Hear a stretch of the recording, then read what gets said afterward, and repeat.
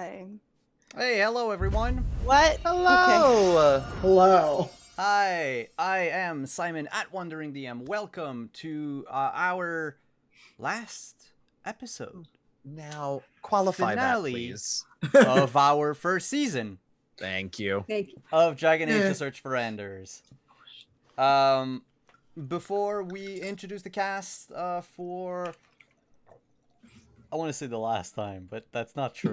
It's just Drama. Yeah, It's gonna I be know. like, Oh. you know what this is? This is like Spaceballs, so we meet for the first time, for the last time. I'm like, no. Oh my god. I lost the cable to my vibrating This is a big cushion. enough wine glass, by the way, Stephen Gill. This is like the size of my head, honestly, to be Hi, fair. Steph. That said, speaking of wine, let's just thank our sponsors who have nothing to do with wine. To do with whatsoever. wine. But if there Shit. is a wine company out there that That's makes right. TTRPG inspired wines, I mean, hey, I mean, the closest I can think Don't of off use the it. top of my head is Trefethen and their Dragon's Tooth, which, by the way, if you can get it, yes. Sorry. But yeah, and our sponsors for this week, as always, Mage Hand Press, makers of 5th edition D&D supplements. Check them out at store.magehandpress.com. Use code WanderingDM to get 15% off your purchases. Our other sponsors, makers of good coffee, Found Familiar. If you are looking for tasty coffee that is inspired by various TTRPG memes or spells or whatever, or Devonru. Check them out at foundfamiliar.com and use code WanderingDM to get 10% off your coffee purchases. Can confirm. Very good. Still working our way through our order. I know, right? I don't know how many bags did you order? We got 4 because we couldn't decide and we knew we'd drink it. So I think our favorite is the Meta Magic Dark Roast. Yes. Which I know is like Dark Roast is the least caffeinated of the roast ratings, whatever. But like for a slow Sunday where I don't have to be perfectly awake right away, like it's delightful. Of all of the ones that I tried, the 4 bags that I got, Meta Magic was my favorite. Rogue Panache was the next one. And our other sponsors today is Roll20, the virtual tabletop that we are using. Currently what you see on the overlay right there, this is all put into Roll20. That's what we use to play our games. And in these uncertain times, if you wish to play RPGs with your friends, why not check out Roll20 at roll20.net? And or by clicking in the link down below.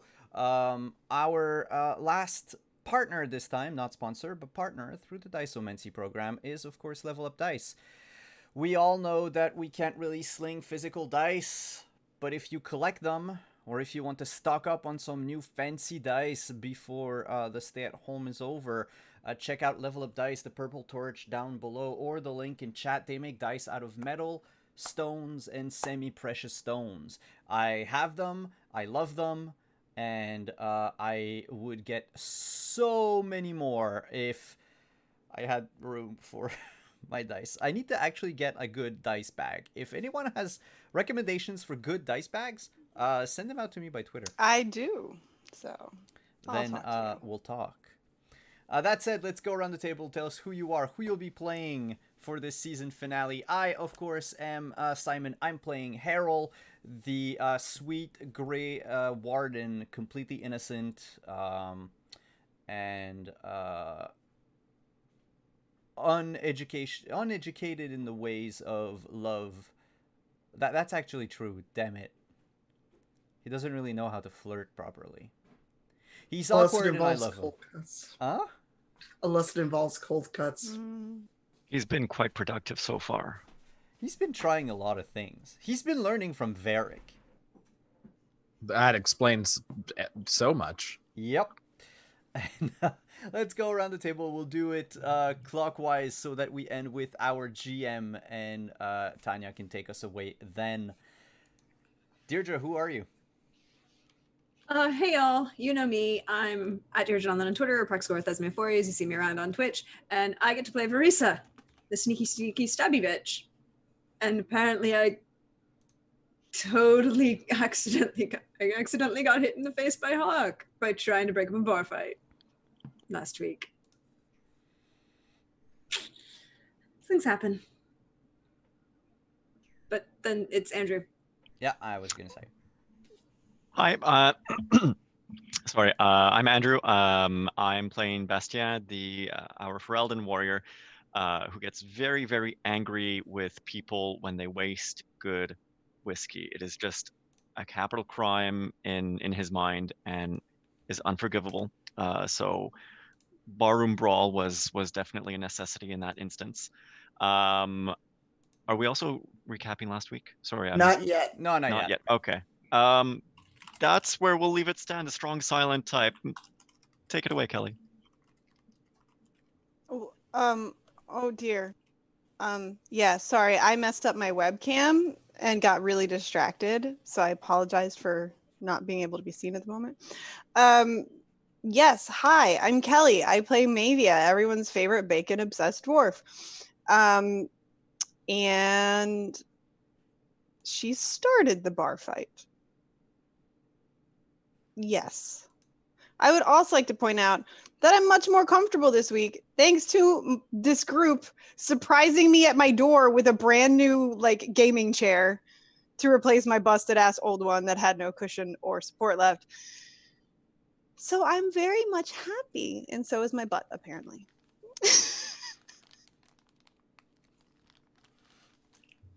Hello.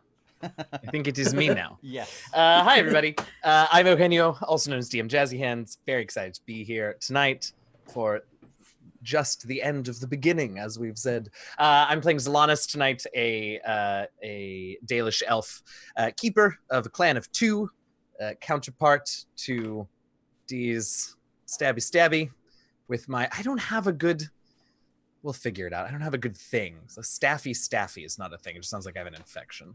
I mean, it goes with this. It goes with the song. No. At any rate, I'm excited to be here to see where things go and where we leave it for a little while. Yeah, that's all.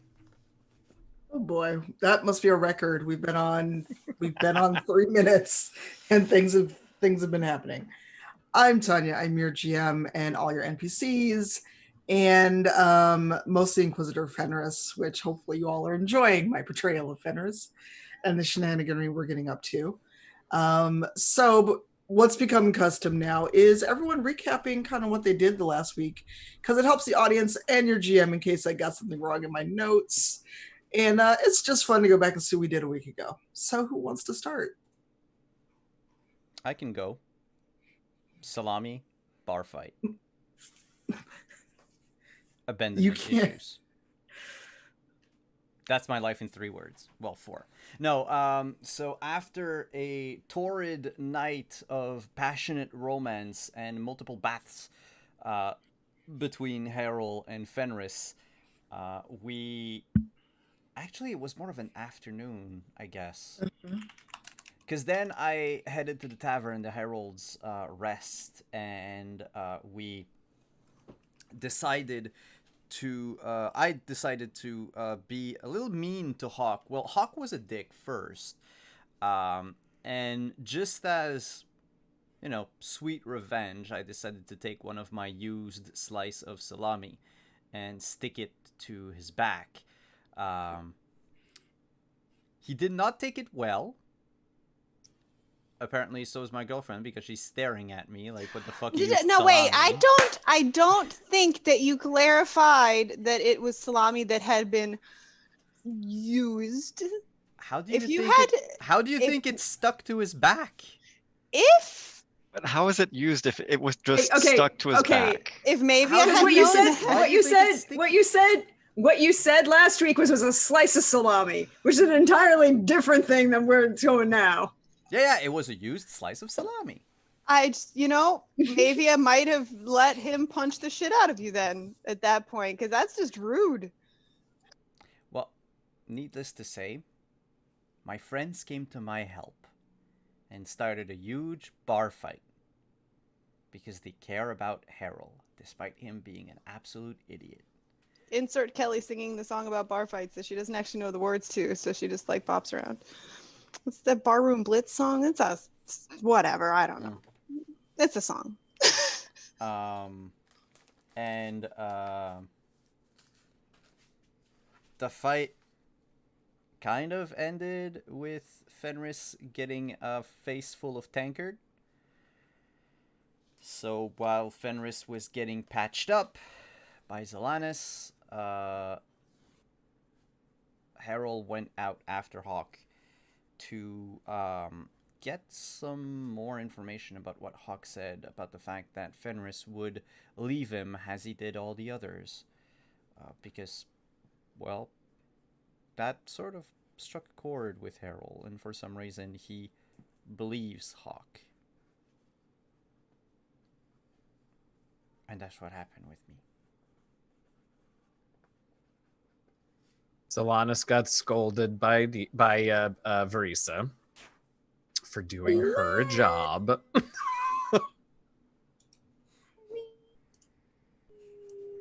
Less about that, more about the mess you left behind. Well, I'll give you a bit of a little column A, a little column B. A couple weeks ago, Zalanis lost his cool and executed a prisoner who had been set to be executed the next morning anyway. And so Verisa and Zalanis had a conversation about cleaning up our messes, but also about what our paths, both chosen and thrust upon us, are going forward. And that Zalanis's is not the path of death and revenge, at least as much as or as little as possible. So that was a good clearing of the air between the two of us. And you got to heal Fenris. I did, and he only complained a little, and only at first. And it And you really were wasn't one- even about me. Yeah, and there you were one half of the fix the romantic issue side. Oh, right. I did tell them to sort it out. Because now everybody knows what's going on, and we have... Oh, God! Sorry, things are falling. We have a job to do. So it's fine. I'm totally fine. I'm absolutely fine. Probably. I'm going to go ahead and mute, though, while I set this back up. So carry on. Who's next? I mean, I guess I'll tag on to that because Verisa was like, yeah, I'm kind of concerned about Zalanis and, don't want him going nuclear when we could possibly, get stabbed in the back. And that's why you have people who, are hired to kill people for a living. And then I intentionally stepped in the middle, but accidentally got hit of the fight between Harold and Hawk. And then there was a bar fight. And then there was Verisa sneaking out after Hawk and threatening him in the dark. And then there was Verisa trying to be the sympathetic other half of the romantic fixer, which, Verisa, she tried to be nice, mostly. I don't know how successful she was, but it's like, basically, don't listen to Hawk. He's a jealous dick. Move on. That's it. That's what Verisa did. I would like to ask the GM, what do I need to roll to find out how much money I got during the bar fight? Well, roll a d20, but what did Mavia do last week is the better question. I mean, that's kind of self-explanatory. She started a big-ass bar fight. Well, she started a bar fight, but she also did things during this bar fight that she started. I did. Well, I mean, first off, we had like a really touching moment between Bastian and Mavia because he wouldn't let her hide under the bed where she was perfectly happy hiding until she packed and ran off in the night. Which was not allowed. Okay. And then we started drinking whiskey, and then Harold used salami on Hawk, which made Hawk punch Verisa, and then Mavia hit Hawk in the back of the head with a baguette, and that started a bar fight. Yes. Yeah, the whiskey wasting. and then during the bar fight, everybody else was not paying attention to her, so she was bobbing and weaving through the crowd, pickpocketing. And then I can't remember who was going through the bags with me at the end of the night. I think it was Bull, right?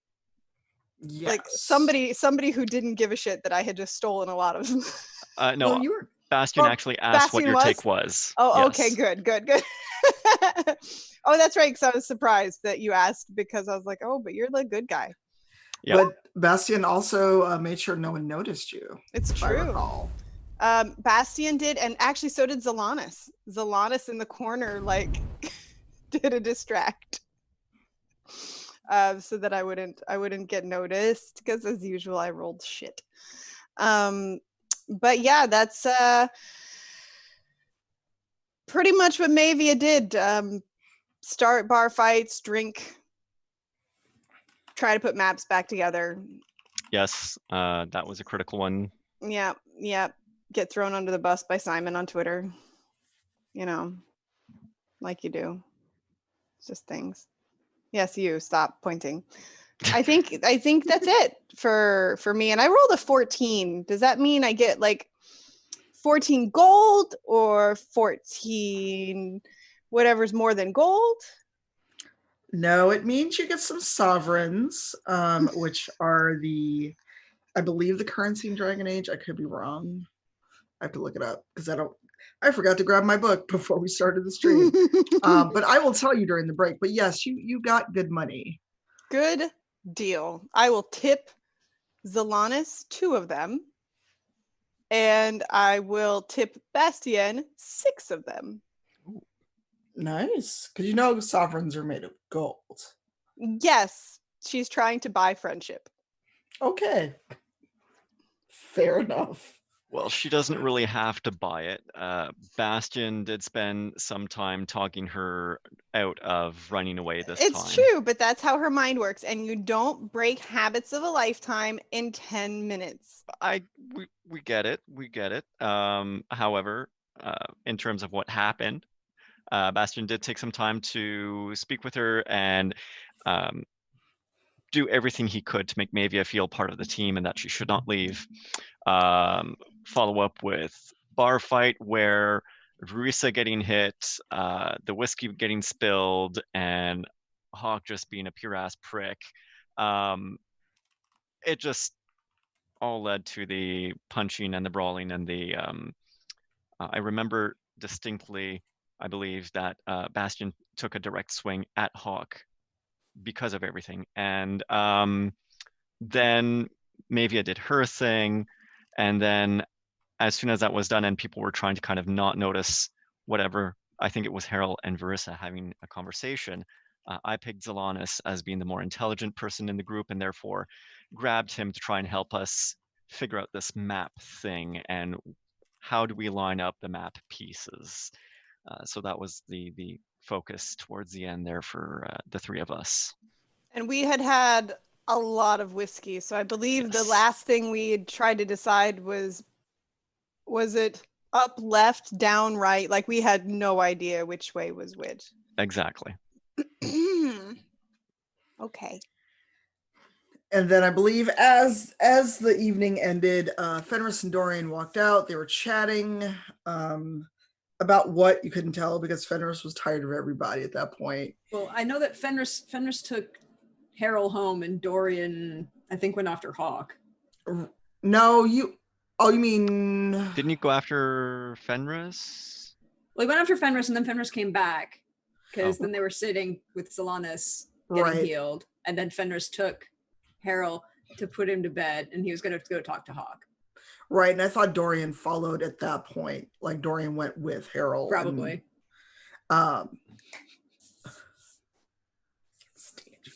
Sorry, chat. All right. So that brings us to today and the shenaniganry that shall happen. So it's the next morning, a little later, because everybody was not okay after that, especially all of you that partook in all the whiskey. And also Fenris has been up for a while, even though he was healed. He didn't drink a lot. He wore the beer more than drank it.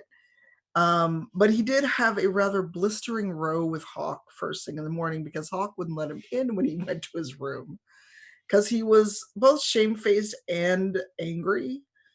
And so what Harold hears as he's waking up is Fenris muttering to himself as he's wandering around the room. He doesn't realize he's woken you up, but he's trying to like do work, but he, you know, like when you're so angry and you can't let something go and you're just muttering about it, even though there's like no one in the room, you're just mad. That is where Fenris is to start the day. I am just going. Am I muted? No, we hear you. Okay, cool. No, I'm just going to try to eavesdrop a little on what Fenris has to say. He's going on about Hawk and his ego and how dare he say things like that about him, and you know, all the things you would say with someone who's an ex you try to be friends with. Because also, you know, outside of this game, you know, Fenris was a slave and he didn't get to grow up like a regular person. He didn't get to learn how to have relationships and friendships till much later in life. So them not being together is a lot of that lack of emotional intelligence on his part, but also with Hawk kind of getting full of himself after becoming champion in Kirkwall, and his own legend got to him, and the two didn't mix. So there's just a lot of like hurt, angry muttering, and like we could have worked out if Hawk just wasn't such an asshole and he's so vain, and you know, at some point he may or may not notice you're awake depending on what you do and how you respond. And he doesn't realize how much louder he's being because he really is just going on and not thinking about, I'm talking almost at full volume. He's just in that zone of, I am really angry. Yeah, but I mean, looking at the size of his quarters, he could shout and nobody would hear him. True, but he's also just loud. He's getting louder as he keeps muttering to himself. And eventually he's going to be like working on something, just basically talking and having a conversation with himself, forgetting you're in the room almost. How long have you been up? And he gets quiet. He's like, long enough. I was up early considering. Did you sleep all right? Of course I did. You've got the comfiest bed in the whole castle. One of us did, at least. Get dressed. I'm going to send for Logain and have breakfast set up. I want to do something about Blackwall before we leave for the western approach. Will do. So he doesn't call for a servant. He does this himself, giving you time to you know, like get up, wash up, do whatever you'd like to do. And he's gone just enough time for you to be half dressed by the time he comes back. And instead of coming to sit with you on the bed, he goes right back to his work. What do you do, Harold? Something's bothering you. And he stops writing and glances up at you. Ever astute, Harold. Yes, things are bothering me. And he just looks at you, kind of expecting you to keep going. Well, there are 3 ways we can do this. The first one implies you looking for solutions at the bottom of a bottle, which, I mean, we could share. The other is just you throwing yourself into your Inquisitor work and ignoring everything. Or the third one would be to talk about it with me. I promise I am slightly above mediocre listener. He just raises an eyebrow at that, like it's too early for this.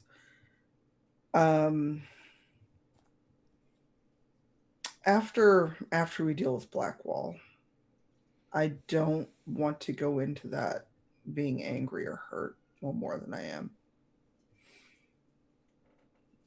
And he thinks about it for a minute, then he comes and sits next to you. He's like, I'm not mad at you.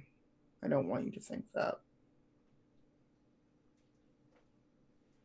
Oh, I didn't think you were mad at me. I mean, at Hawk, probably. He deserves it. Blackwall, also because of things. But me? No, nobody can be mad at me. Look at me.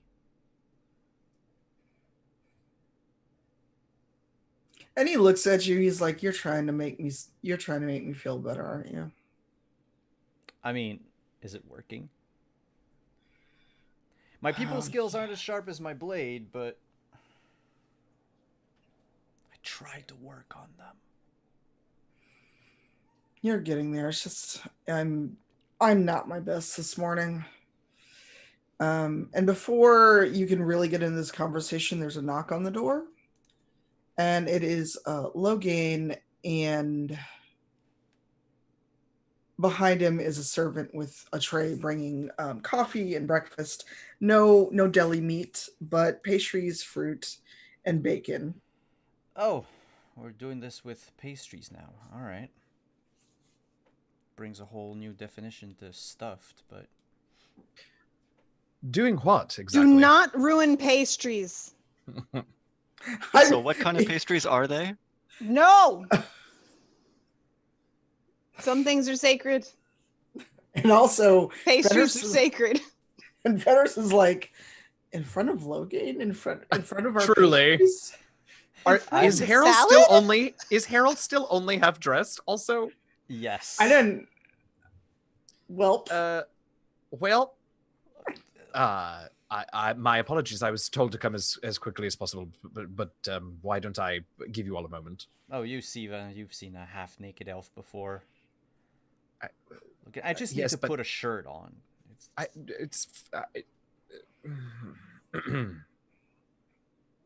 Of course. and Fetters just waves at both of you. Serve yourselves, and let's sit and talk about what to do about Blackwall.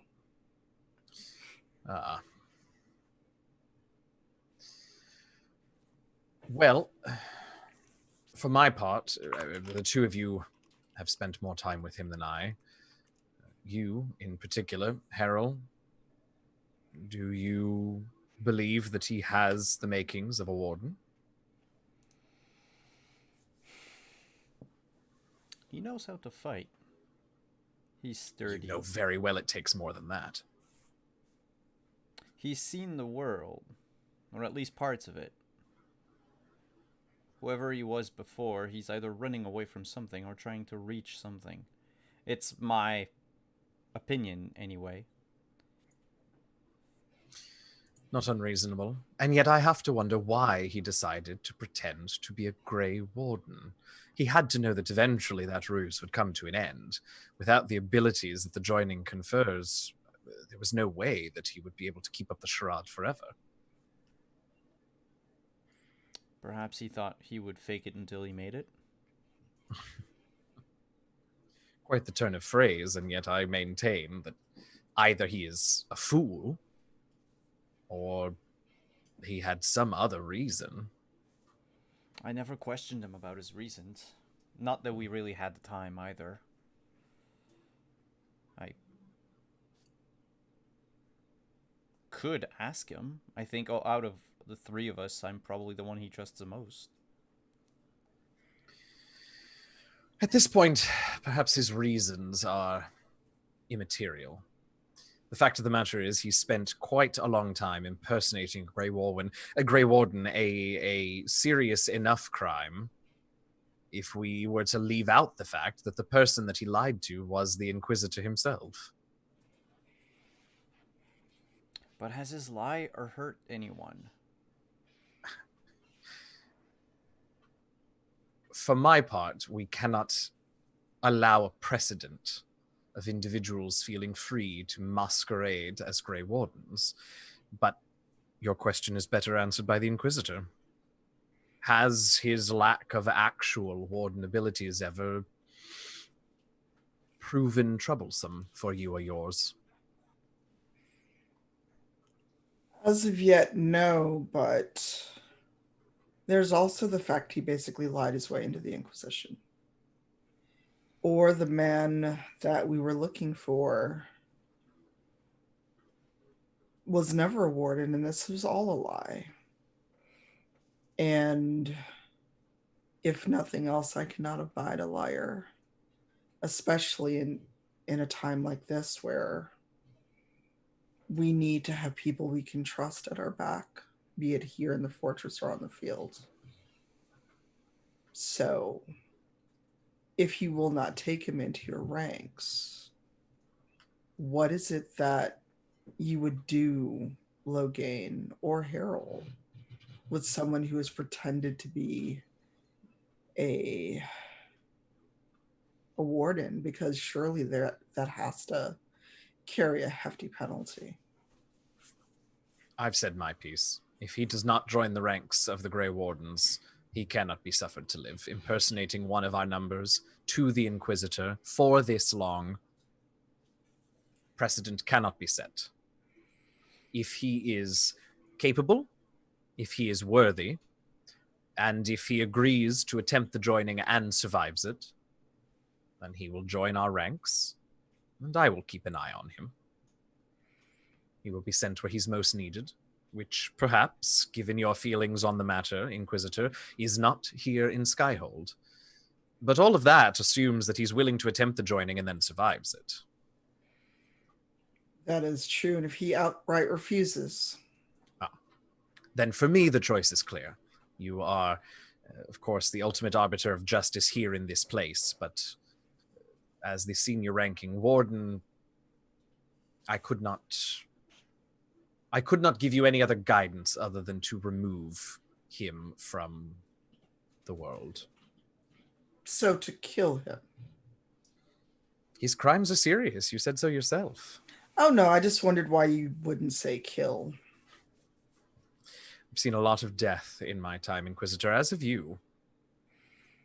True enough. And I apologize for not remembering in whose presence I was. With you, I can at least speak frankly on the subject of death.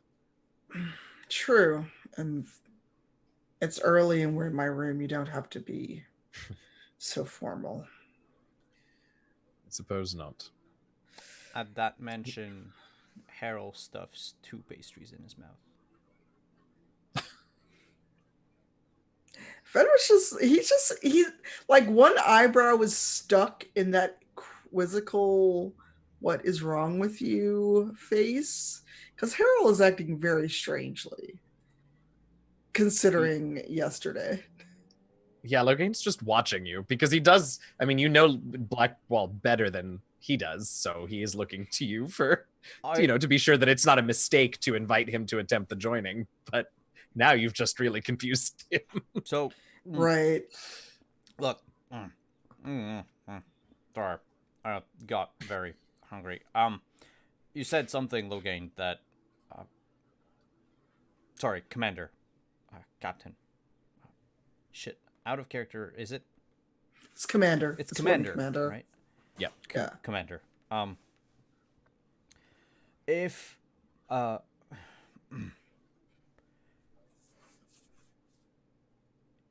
if Blackwall can't stay here because of what he did, I'm all for making him undergo the joining, and if he lives, he's one of us. If he dies, well, that takes care of all of your problems.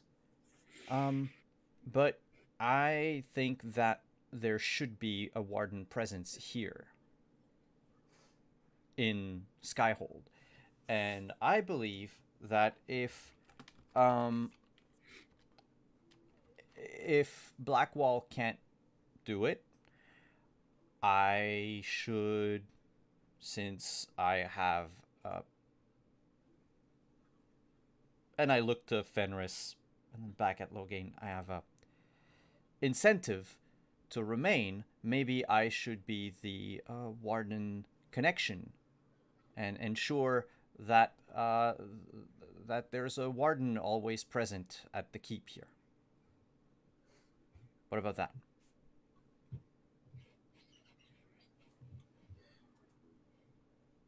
We, of course, must work with the Inquisition. It is unprecedented times. And the Inquisitor has the right of things, and the Wardens cannot sit by and not participate. Of course, those from Orlais will need to be dealt with one way or another. But while we have Wardens at our disposal here in Ferelden, I don't disagree that there should be a presence here at Skyhold, nor do I necessarily disagree that you are the right one for the job. I just will ask you once, and once only, will you be able to see to the interests of the Grey Wardens here in this place with these people, and to remain an unbiased and effective advisor for the Wardens? For the Inquisition from the Wardens, rather. I swear, sorry, I swear, Commander. And he stands up, tall and almost a little too rigid. My loyalties are to the Grey Wardens, and I would ensure that by my presence here, untainted by any personal feelings that I might have, I would be glad to represent the Grey Wardens and to stay here by Fenris's side as a Grey Warden council person. Much is uncertain. What little I know of your search for Anders and what I know of Corypheus and the problems with the Orlesian Wardens leaves my future somewhat in question in terms of where I will be needed and where I must go. So I certainly cannot commit to the job of representing the Wardens here at Skyhold. We cannot count on Blackwall to do it, nor does the Inquisitor feel entirely comfortable trusting him. So I suppose that does leave it in your hopefully capable hands, Harold. My hands are very capable, Commander. I mean, I'm a very capable person. Fenris just gets up and starts pacing because he's just like, what is wrong with him? Like he doesn't want to embarrass you in front of your commander, but he's just like, what incarnation? Like he doesn't say it, but his face says a lot when you're doing this. And hi, Kitty, whoever's cat that is. Oh, that would be Aramis, who's actually crying at the door behind my green screen. Oh. We have a Khajiit guest on Dragon We Age. do. Yeah. You want to be a Nug? Was that the name of it? Oh, yeah. The little... Yeah. I just spent a long time collecting them today. It was... Well, then it sounds like at least at this stage and with what we know, we have a plan. I hear no objection from you, Harold, as to Blackwall's capability of serving as a warden should he survive the joining. And Maker knows we have very few men, very few soldiers, very few wardens available to us here in Ferelden at this time, and far be it from me to turn someone away from the wardens because of their past. If Fenris, you're okay with it, that is, to undergo the joining, we need Darkspawn blood, don't we? We do. I have some of what is required. I have access to the and he sort of looks around and in particular lingers perhaps longer than he should, but not super obviously overlong on Fenris in the room, and just sort of stops and says, I have some of what we require, and as is tradition, Blackwall should be sent out to collect the rest.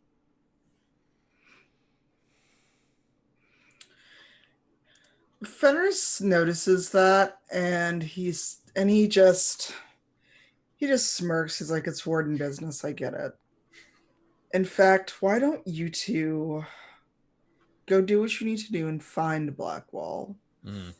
I'm going to check in with Ambassador Montelier, and we can convene shortly after that, because I'm sure the others will also be looking for you, Harold.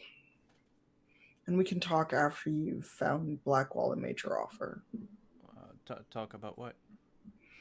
The offer for him to truly join the Wardens. Oh, yes, that. Yes, we can talk about that. And so he just smiles because he was around Anders.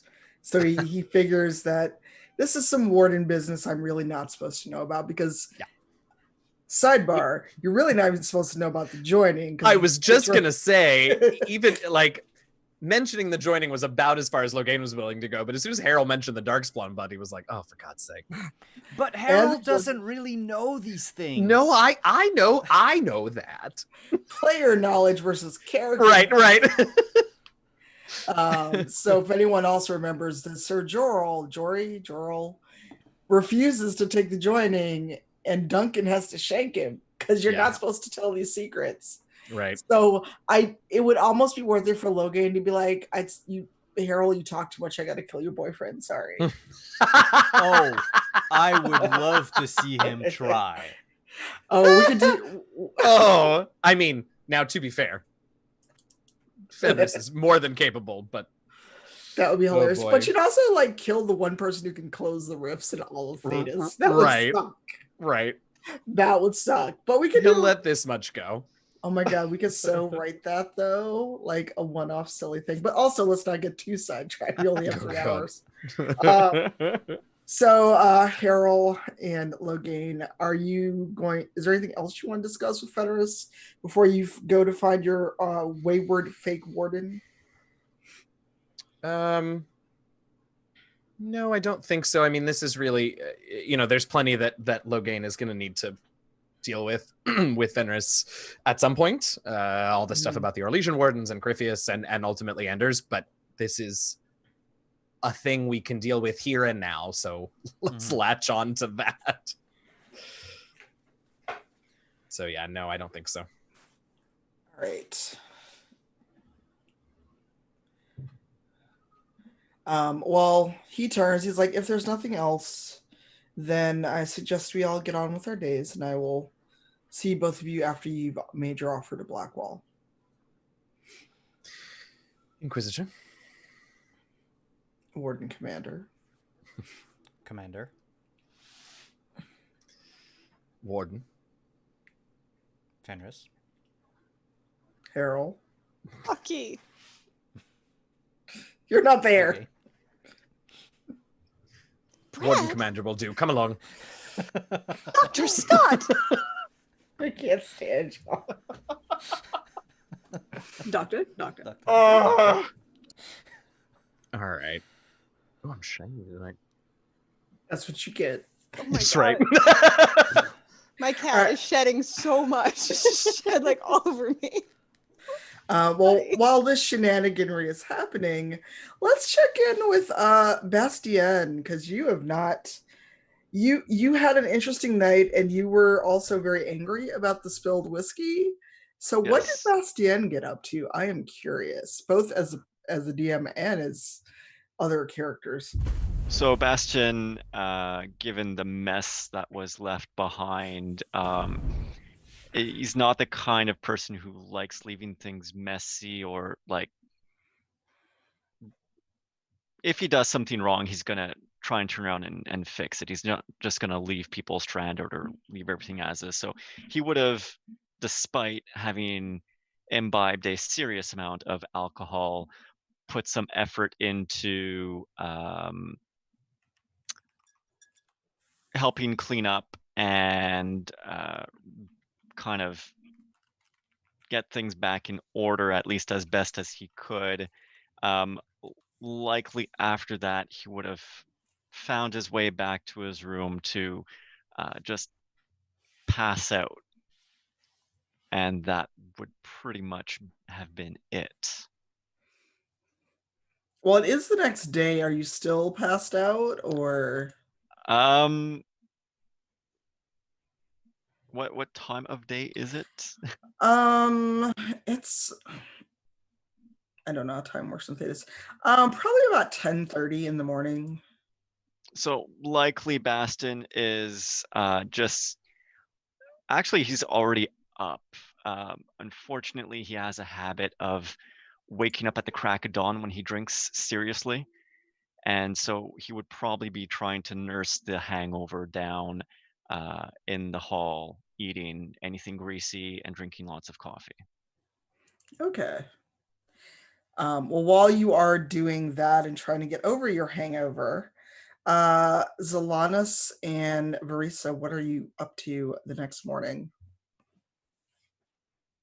Verisa didn't imbibe anywhere near as much as anyone else, and actually the only time she did drink was when Mavia made her by dancing on the table in front of her.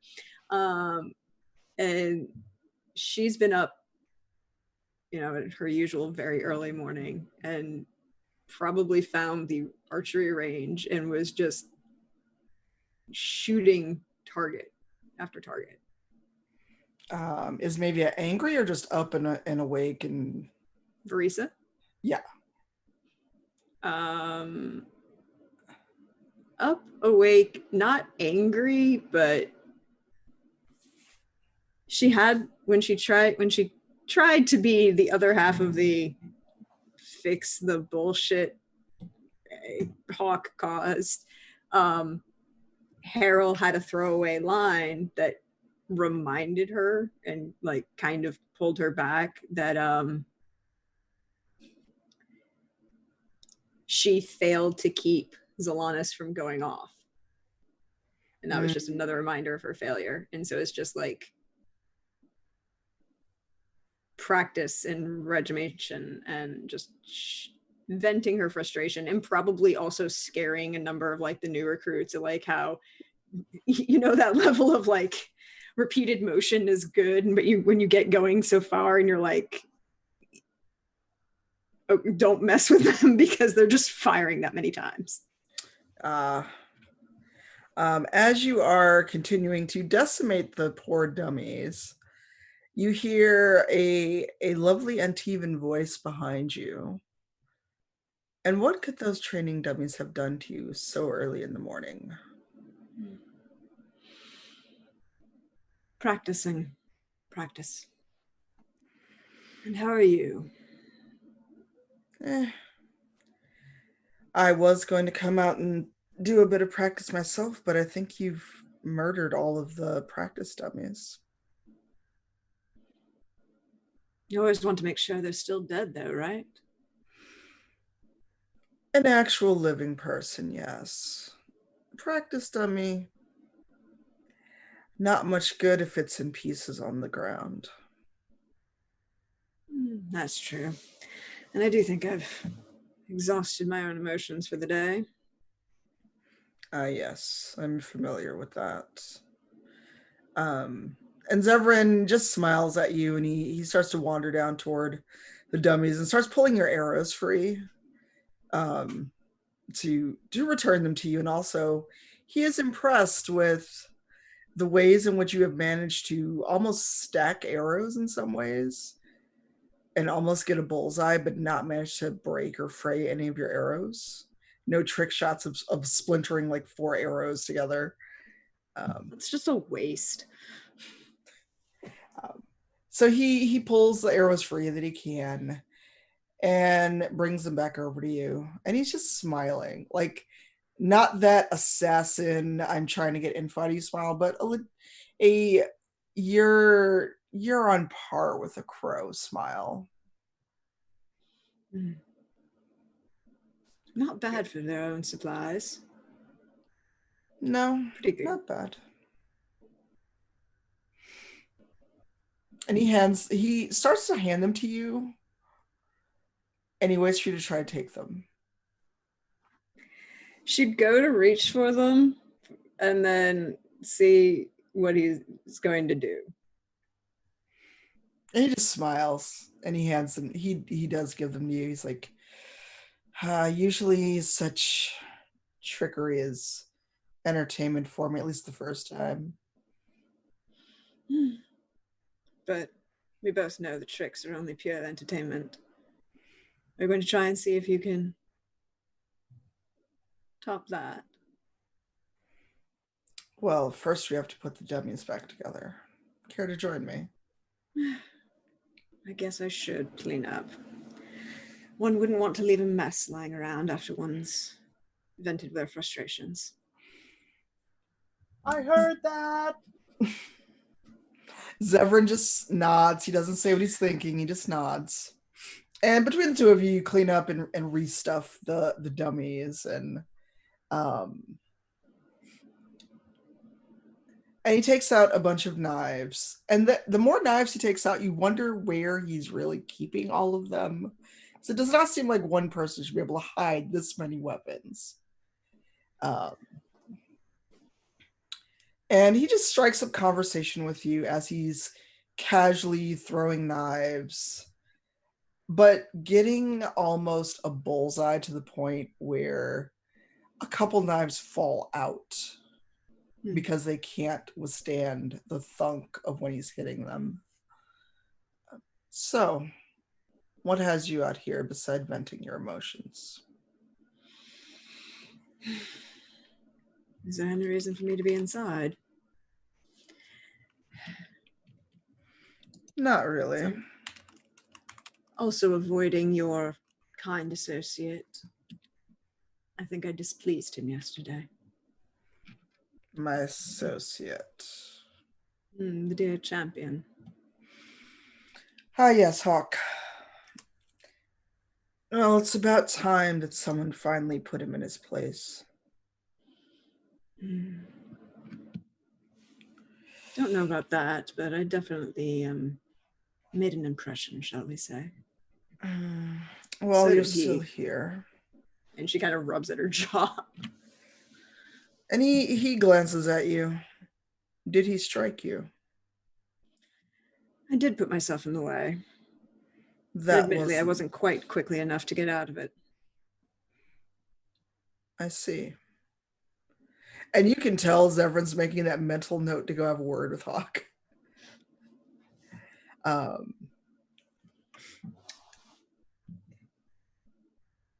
And he starts to reach for your face, and then he's like, "May I?" Sure. And he gently like turns your face, taking in the slight bruise he could still see.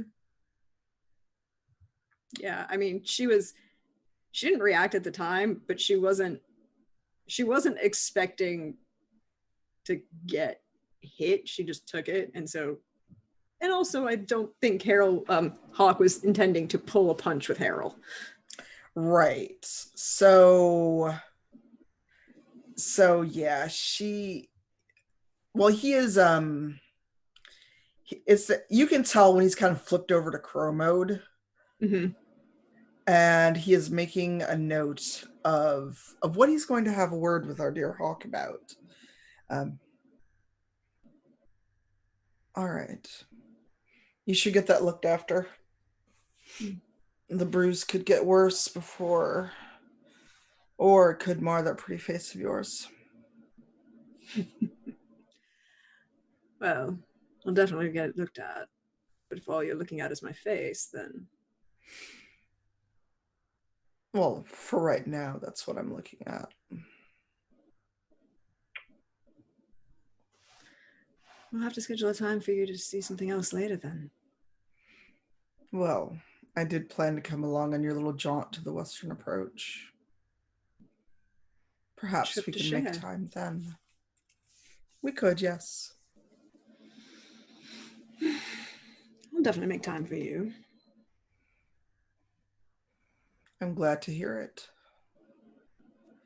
And he doesn't skip to get his knives because that'd be a very un-Zevran thing to do. But he saunters to go get his knives back. And then he looks at you. Have you had breakfast yet? Not yet. care to join me? Such a pleasant invitation, of course. And he gives a courteous bow and looks toward the exit of the training ring. She would, in just like this moment of fun, because she's kind of having fun with Zevran as well, just pull out the most formal Orlesian like curtsy to go and follow him, which looks really weird as she's standing there in like full leathers and a long dark black, brown and green coat, and carrying a large iron bark bow. But but it's very obvious that she has spent some time in Orlais watching and learning from them. And he grins because he figures out the game you're playing and he likes it. Mhm. And he sketches an elaborate Antivan bow. Words, because you said bow. He bows in a very elaborate or Antivan way back at you and then leads you into the keep to find a place to either eat, and I will leave it up to you and a fade to black of whether that's his room or the common areas. I don't know. I think it's whatever he's in the mood for. I think if he's up and up, then it might just be breakfast in the common areas. Well, it'll start with breakfast. It'll start with breakfast, exactly. All right. As you all saunter in, you'll see Bastien, but I do want to check in on what is Mavia doing now that she has pilfered the riches of many of the keep's patrons, and also had that heart-to-heart with Bastien before the bar fight broke out. So she doesn't have a door on her room anymore because Bastien broke it in, if you recall. Oh, I thought he just kicked it. I didn't know it was like He remember it was unlocked. He busted it. It was unlocked, and he busted through it. And he fell on the floor. So Mavia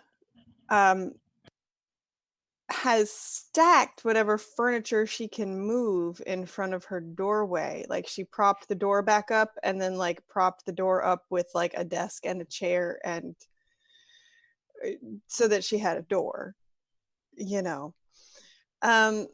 Mavia was not as affected by the strong drink as others might be. One can only guess that she possibly has had some practice with said strong drink. I don't know if she would have gone down to the common area herself earlier than breakfast. Being that she is very food motivated, I think that breakfast would probably have brought her downstairs to the hall. So around whatever, like, what did you say, like 10:30 or so? Yeah, like they would be, think of it as almost like fast food-ish hours where depending on when you go down, you could still get breakfast, or they wouldn't have much but like a very light like table of pastries and maybe tea and water and juices as the chefs are preparing lunch. You know what I'm picturing is like the dining hall at my college. It's like, you know, if you got there at the right time, there was okay food, and otherwise you were stuck with like the soft serve machine and what passed for a salad bar. So I think she would have definitely managed to get down there in time for bacon. I think bacon is a central point in her life. And so she would probably just be in the main hall if anybody went looking for her. Looking very fresh and very rested, and possibly with slightly larger purse attached to her belt. But you'd have to really look for that. Okay. And by the way, Zelanis and Bastien assuming that they get undressed to go to sleep. I don't know your habits. Listen, some people here put salami on themselves to go to bed. I don't get it. But when they get undressed to go to bed, they would find in their pockets, respectively, Bastian would have 6 sovereigns and Zalanis would have 2, that they wouldn't have remembered how they got them. All right, so at this point, Mavia, Bastian, everyone but Zalanis is in the main hall. So Zalanis, where are you and what are you doing? Zalanis, I think, would be up fairly early and would probably not know this, so maybe ask around to find whoever he should talk to about the people of Skyhold. Like if anyone is sort of keeping track of who comes and goes from Skyhold, who is sort of living in the area around Skyhold, that sort of administrator person.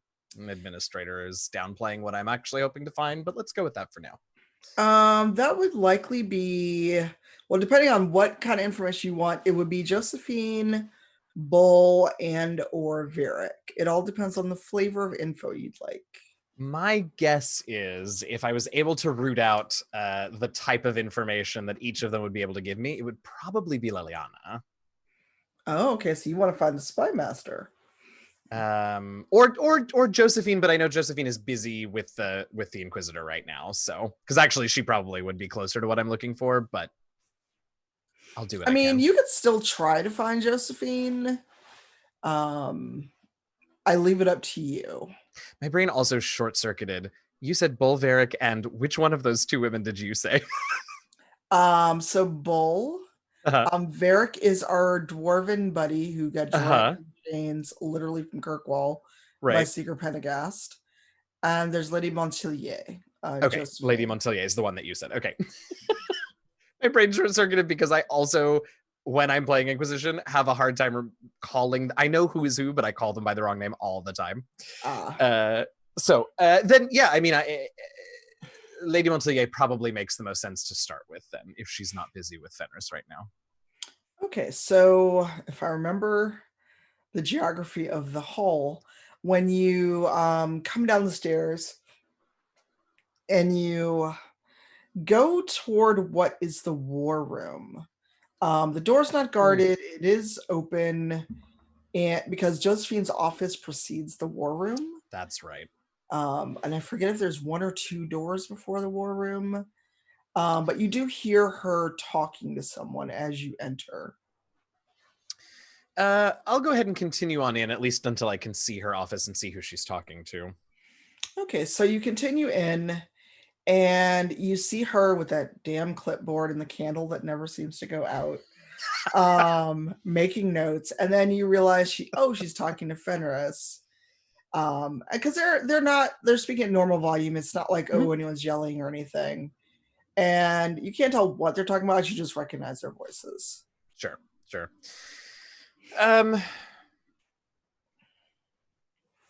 You know, I think I don't want to interrupt the Inquisitor right now after the last couple of days. So I'll sort of back out and head back into sort of the main. Hold on. Give me a 3d6 roll. Oh, that's not gonna go well. All right, I've lost my roll 20. Where is it? That's okay. I forgot to open it till we were live, so. Here we go. Okay, I found it. It was hidden behind far too many windows that don't all need to be open right now. Just a flat 3d6 roll? Yep. Yeah, you got it. Oops. Oh, well, it's 14. You're lucky. I was so gonna make you like trip. And I mean, it wouldn't have surprised me. And I will say, you know, I'm not trying to like, you know, creep backwards and doing this. Like, if they hear me, they hear me. I don't want to interrupt that meeting. So it's sort of a like, you know, it's fine, and then head back out. All right. So Josephine did notice you, but she was Sure. waiting to see if you would speak first. Yeah. But she let it go because they were deep in conversation. So since you decided not to interrupt Josephine and the Inquisitor, where are you going now? I think I'll just sort of take a stroll myself. Some of the questions that I was going to ask the ambassador were just sort of about, if there are many other elves here at Skyhold. And so I'll, do my own damn research and just sort of take a walk around through the outside, go visit the stables, visit, the various vendors and things, mostly outside though, in that sort of those courtyards areas of Skyhold, not so much through the rooms themselves. Okay, so as you are wandering about in that courtyard area, you do notice another elf. But she's wearing the most hideous getup you've ever seen in your life. Oh no. It's like a red shirt that looks like it's seen better days and these ugly red and yellow plaid pants. And she's got a bow on her back and a haircut that looks like she did it herself in the dark in a hurry. Okay, just to clarify, given that you are given the fashion you're describing and also that I have no idea who you're talking about, when you say bow, do you mean a weapon or a giant bow? A weapon. Oh. Okay, because I mean the fashion you're describing could also mean that she put a giant bow on her ass. No, she would not do. Although no, I take that back. Well, I don't think she would, but who knows? Yeah, it depends. Someone's been looking at my Pinterest board. Anyway, go ahead. I didn't know you had a Pinterest board. Oh boy. So you notice this elf, and it looks like she's like bothering one of the stable hands. I don't know if she's bored or anything, but she's just clearly pestering this poor stable hand that clearly has things to do, and she either has nothing to do or she's just being a pest. Does she have blood writing? No, she is very much not. Interesting. No, she's not Dalish at all. Well, if she's the first elf I've happened upon, then I'll oh God, I'll approach her. So you that's player knowledge. You can't do that. I know. That's why I'm going up to her. All right. She's bothering a stable hand, you said? Yeah, like Lord. she is trying to proselytize for the rights of the downtrodden, as she's wont to do. Okay. I mean, I can get on board with that, I guess. So I'll just sort of head up that way and just sort of keep an ear out for a few moments, just to see, since she's already talking, I can get an idea of her. And once I get sort of the sense of this, rights of the downtrodden and such, I'll say, forgive me, I don't mean to interrupt, but you are not Dalish, are you? And she turns and gives you like not a haughty look, but kind of a "where the fuck did you come from?" My apologies. I did not mean to startle you. My name is Salanas. I am here on behalf of the Inquisitor. But I had some time and wanted to look around and couldn't help but notice how few of our kind there are here at Skyhold. Our kind? With the elves, of course. Oh, yeah, the elves. The pointy ears. Yes? Much like mine and yours?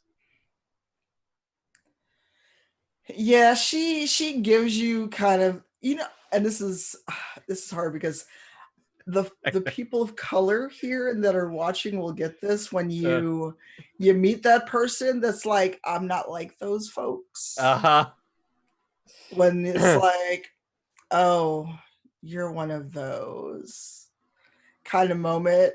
It's like, oh, you're one of those elfy elves, aren't you? And she just looks at you like, you're one of those tree-hugging Dalish, aren't you?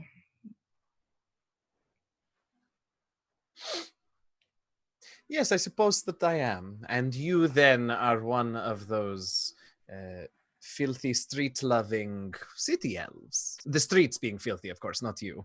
You're...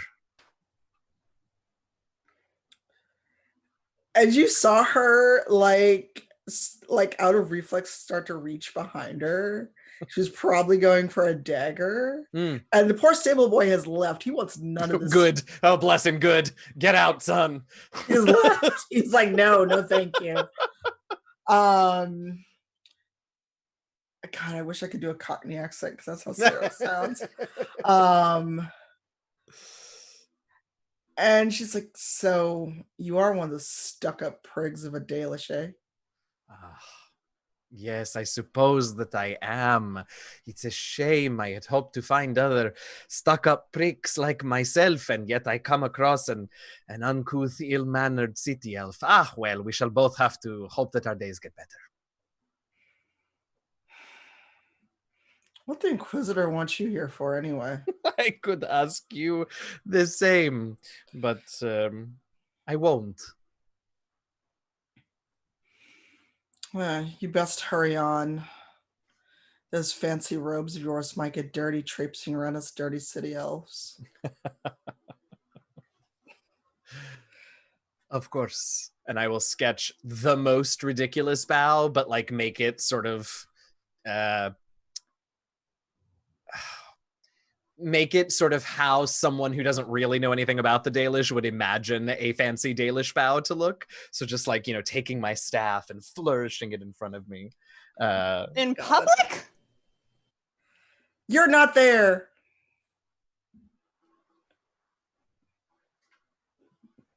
And turn and walk away and say, those pants though. Wow. And she heard you because, well, Elvin. Of course she did. And as you get a little further away, you feel something hard smack you in the back of the head. And when you turn, you see like this really misshapen cookie on the ground. Cookie? Yes, it is like a hard misshapen looking like apple raisin cookie. That she pitched at you. 5 second rule. 5 second rule. Oh, I'm gonna pick it up and say, "Oh, we Dalish, we love the dirt," and take a bite of it and walk away. Oh, gross! I'm gonna spit it out as soon as I'm out of eye shot. Oh my god! It's in the horse yard, Eugenio. It's not dirt. I get around it's the corner dirt. very quickly. Wow. So after you spit out this thing, where do you go? Or are you just going to keep going on your walk? Well, I'll keep wandering around for a while, but I think I'm going to be much more particular in what I'm looking for, which is to say, really looking for someone with blood writing for another Dalish, and yeah. Because I guess I feel a little like I really should have seen that coming from the start. Not because she's Sora, but because she, didn't have the markings and very clearly wasn't Dalish, and I should have really known better. Well, this also is an opening to have to talk to Fenris, because I'm sure you're curious as to why he'd allow an elf like this to stay around. So many questions. So many questions. He's just forgotten about her. He didn't send her away because he forgot about her. Oh wait, no, that's how I played the game. I'm sorry, I forgot. Oh, I kicked her out as soon as I could. I really should. But here's an even bigger question: why has Fenris not killed her? We have another season to come, and we have an hour and 40 minutes left today. There's time. If anybody can get herself killed in 100 minutes, it's definitely Sarah. The most in-world immersive thing that we have done this entire season so far. Oh no. And that it fits the setting and the lore of the game and everything, is we all forgot about Cole. I mean, I didn't. To be fair, I didn't forget about him because I don't know who the hell he is. That's I the was whole gonna point of his say. character. It's that's the whole point of him. We'll figure That's out about Cole. No, Don't we worry. can just ignore He's him. I don't busy. care. Now I can see Snart and I go, yes, Cole. I think because we're just being so entirely silly, right now is probably a good time to take a quick break. And when we come back, we will go back to, I almost said Eugenio. We will go back to Loghain, Harold, and Blackwall to see what deal our fake warden takes, and then we'll go from there. So hang out, get some water, stretch, get a snack. We're all gonna go do that because oh boy, do I need to stretch my legs. And we'll see you back here in a few minutes. Some of us have a footrest. Thanks.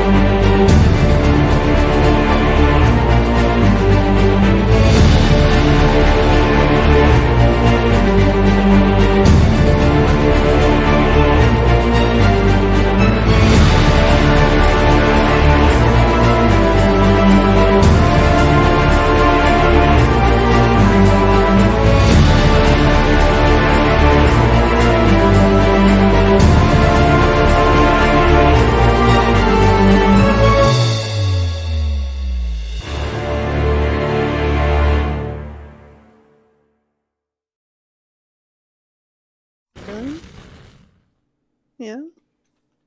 And we're back, everyone. Hi. Why is there a piece of pepperoni on your face? Let's just say it's a piece of meat, and he's just used to having meat on his face now, apparently. I don't know. I thought that meat was more tubular. Tubular. Don't judge people's taste in meat, Tanya. I meant literally more that kind of meat. Now my face is gonna be greasy as shit. That's a personal problem. That's a side effect. You know, maybe you should look at your diet. No, I meant. Oh. Welcome back, everyone.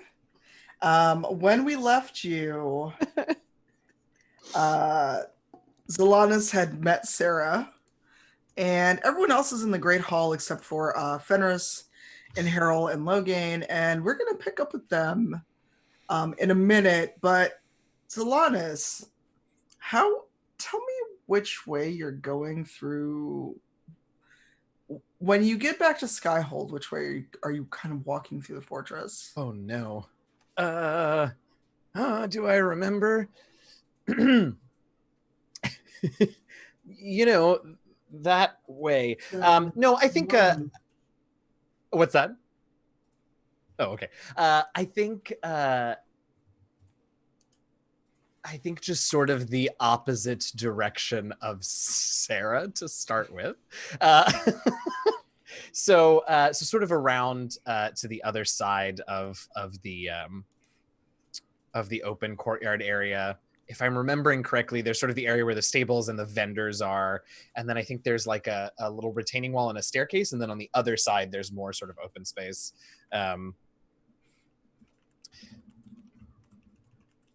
Okay. So we'll start sort of in that direction, and then just make rounds.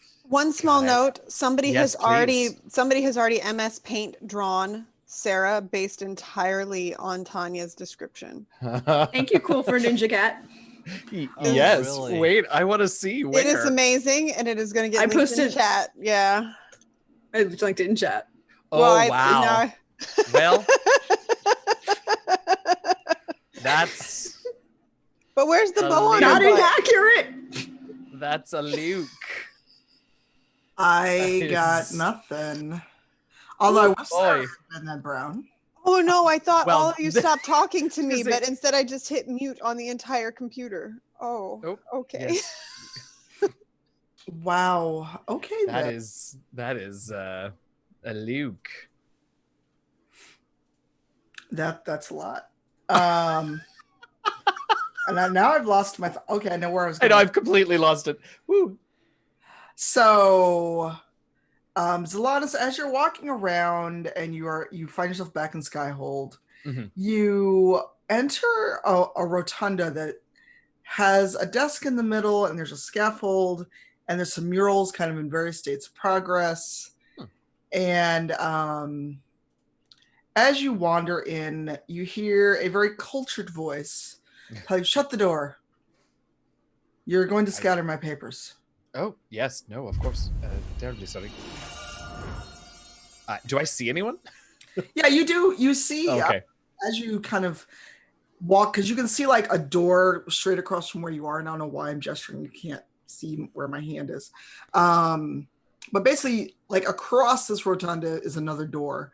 And as you come up behind the desk, you notice papers scattered everywhere.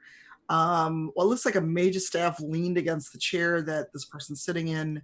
Oh. And as you come around, you notice yet another elf. I'll take a deep breath and just be like, "Oh, please let him have it." And I will go around to the other side of him so that I'm facing him, and nod and check for blood writing. Sorry, I had to really think of what he looks like for us. I know, I did too. Actually, I was like, wait, does he have any? No. He doesn't, right? Okay, No. so okay, so in that case, Zalanis will say, "Oh, I'm terribly sorry to have interrupted. I don't want to be a bother. I'll just make my way." And he looks up, he's like, you have the Valasleen of the Dalish. You know how to say the word Valasleen. Yes. Well, I'm sorry, I don't mean to cast aspersions. I just had a rather unfortunate run-in with, well, let's say someone who didn't know how to say Valasleen.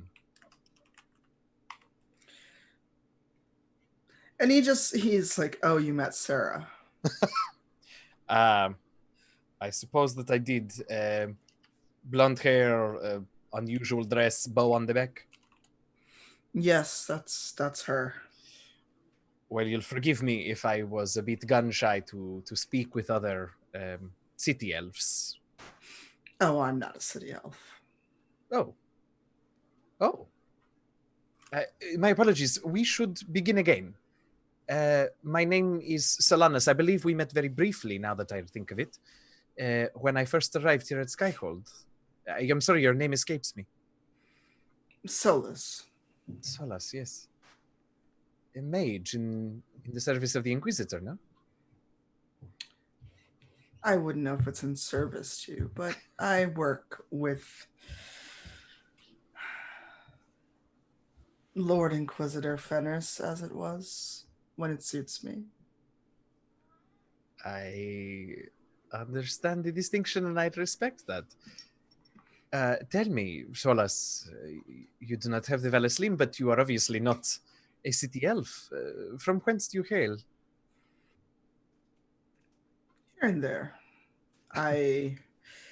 It's been quite a long time since I had a place I considered home. I used to roam the Dales rather freely. If I must claim a place, that would be it. But as you know, the Shem have taken it over in Orlais. Indeed. You are from then the Orlais side of the border. Yes. And if I may be so bold, how did you find your way here to Skyhold and to the Inquisitor? Would you believe me if I said I walked? Yes, in fact I would. And I appreciate that. Let me rephrase. Why did you find yourself here in Skyhold with the Inquisition? Well, the thing that gave him the mark is something that I'm seeking. And he didn't know what to do with that thing in his hand when I first met him. In fact, he actively resented it and probably still does. He needed a bit of guidance, shall we say. I have no doubt. You seem to have done quite well for yourself here, but you say you're from here and there. The Dales perhaps are the closest thing you have to a home outside of Skyhold. Forgive me if I pry, but do you come from a Dalish clan? No. And just, you notice that he has been kind of staring at your Valasleen rather intently as you've been talking. Mm-hmm. It is the markings of Mithal. I have, for a very long time, found myself in a position to protect those around me, to nurture them. I was called to this rather more soon than I anticipated. But anyway, listen to me prattling on. You, of course, know what the markings mean. You are sort of gesture around to the books and the papers. Obviously, quite learned, experienced, knowledgeable. You could say that. Interesting. I've not met one who serves the Lady Mithal in quite some time. I look forward to hearing what drew you to her service.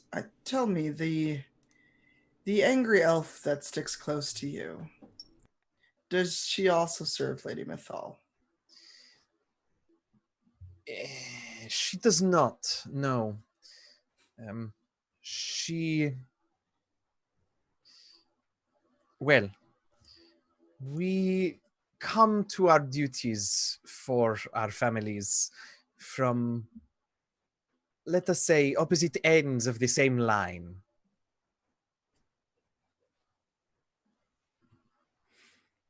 Fair enough. So, are you lost? Were you just wandering about? Doesn't the Inquisitor have need of the group of you that have been summoned here? No, of course, but not every moment must be spent in service to the Inquisitor. And I wondered if perhaps there were others, other, well, not city elves. Solus, may I be frank with you? Of course. My clan was destroyed. And I imagine you know what that must mean to one like me. I have begun to find my way through that pain, that history, and begun to remember what it is to enjoy life, but I am a keeper, deep, deep down. And the keeper is not much without his clan. And the clan of two will do, but I just wondered if perhaps there were others who might have need of a keeper. I see, though, that you have done quite well for yourself. You are not of the Dalish, though you are of the Dales, and I doubt someone accomplished as yourself has any need for the formal ties that the clan would bring to you. You are correct, as I often like to wander about. The situation here is the only reason I've remained as long as I have. It is a fascinating situation, as you say. Yes. One way to put Perhaps, if you are not too busy, knowing that, of course, the reason for my initial visit is unimportant, but I have so many questions about what you have seen, about magic, about the Inquisitor. Might we pass some time together? Sure. From what I understand, you're supposed to head for the Western Approach fairly soon, but we can certainly connect, if not later today, then after your romp there. I look forward to it. I have found friends among the company of the Inquisitor. And of course, Varisa is my family. But it is nice to speak to someone who knows of the Valaslin, even if they themselves do not have the markings. Uh-oh, he's going Russian.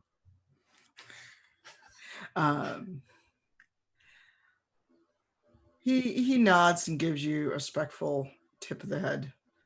Well, then I look forward to speaking with you again. The feeling is mutual. Thank you, Solus, and I will leave quickly so as not to disturb your papers with the open door. Thank you. And as Zolanis leaves, once he's back outside or out of this room, he just sort of shakes his head and just says, "Nothing is what I expect around here, but..." Poor Zolanis. No, Poor I think he kind of Zolanis. likes it. I think it wouldn't be... Yeah, I think he says that with a smile. Okay. All right, so Zolanis goes about his merry way, and we will cut back to the kind of, not the throne room, but back in Fenris's rooms, because he does not want everyone in Skyhole to know the Black Wall's a fake, depending on the outcome of this meeting. So Loghain, Harrell, and Fenris and Blackwall are in his quarters, and Fenris is leaning against his desk, staring at Blackwall, who's between the two wardens. And he's waiting for either Loghain or Harrell to update him on what Blackwall decided. And I'm going to roll a d20 to see what Blackwall decided. You go. Oh boy.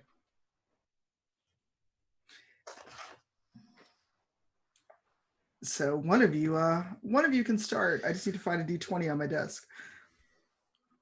Wait, I have a whole bag of them. Never mind. Keep going. We were, Inquisitor, we were able to find Blackwall, and he was understandably nervous to see the two of us approaching him. I laid out his options, much as we discussed this morning. That his position here his position to remain here as things stand was untenable, but that he had proven himself worthy to join the ranks of the Grey Wardens in truth, should he wish it. And Blackwall just nods his head. Then he looks to Harrell. Do you still consent to him attempting the joining?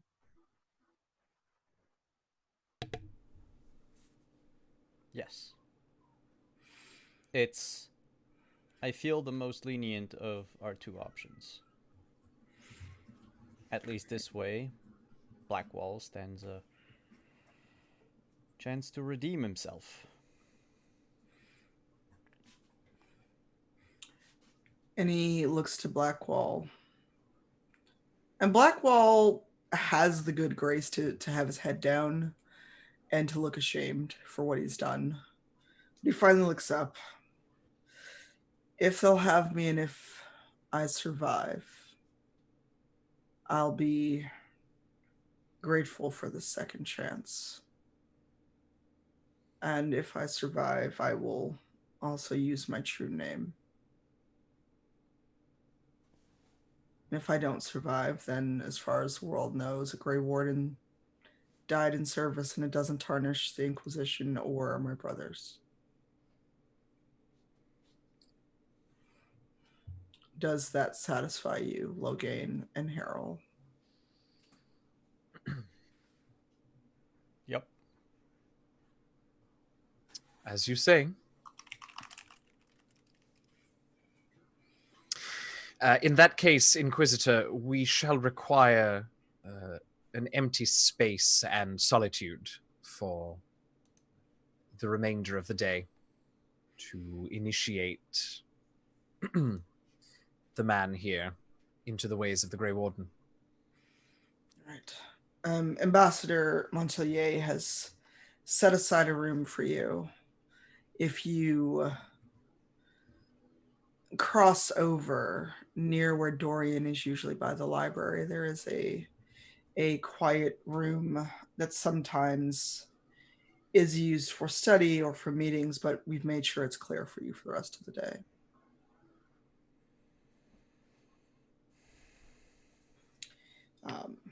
Is there anything else you require of me or of the Inquisition? No, not at the moment. Just an assurance that we will not be disturbed. You will not. And the ambassadors made sure of it. In that case, no. We three shall leave you, and if the Maker wills it, three shall return.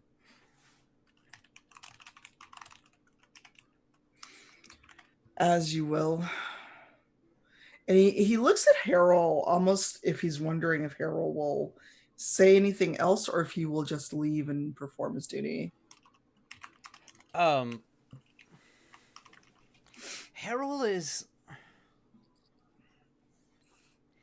would like to spend more time with Fenris because he's afraid. But at the same time, Harold knows that he needs to do this. And he needs to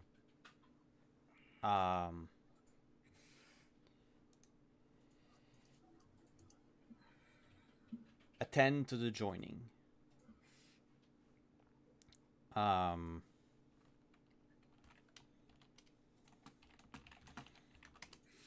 All right.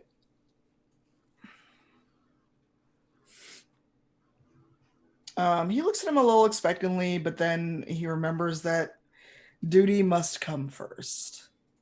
And he actually snaps a salute to the three of you. And you're looking at the Inquisitor now, not Fenris. Mm. Not the elf that has not told you to stand on ceremony. He's all business right now. Yeah. Snap a salute back for sure. a salute and a wink. You just can't help yourself, can you? No. All right. So you three troop out, and we're gonna go to the mess hall. So at this point, is everyone in the Great Hall more or less? Yeah. Think so. I think so. All right. So what are you all talking about now that you're back together?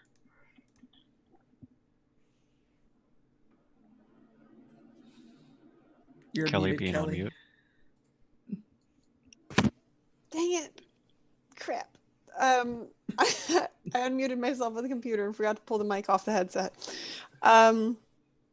Mavia is attempting to see how high she can stack a stack of bacon. She's just listening to other people's conversations. Okay. And what about the rest of you?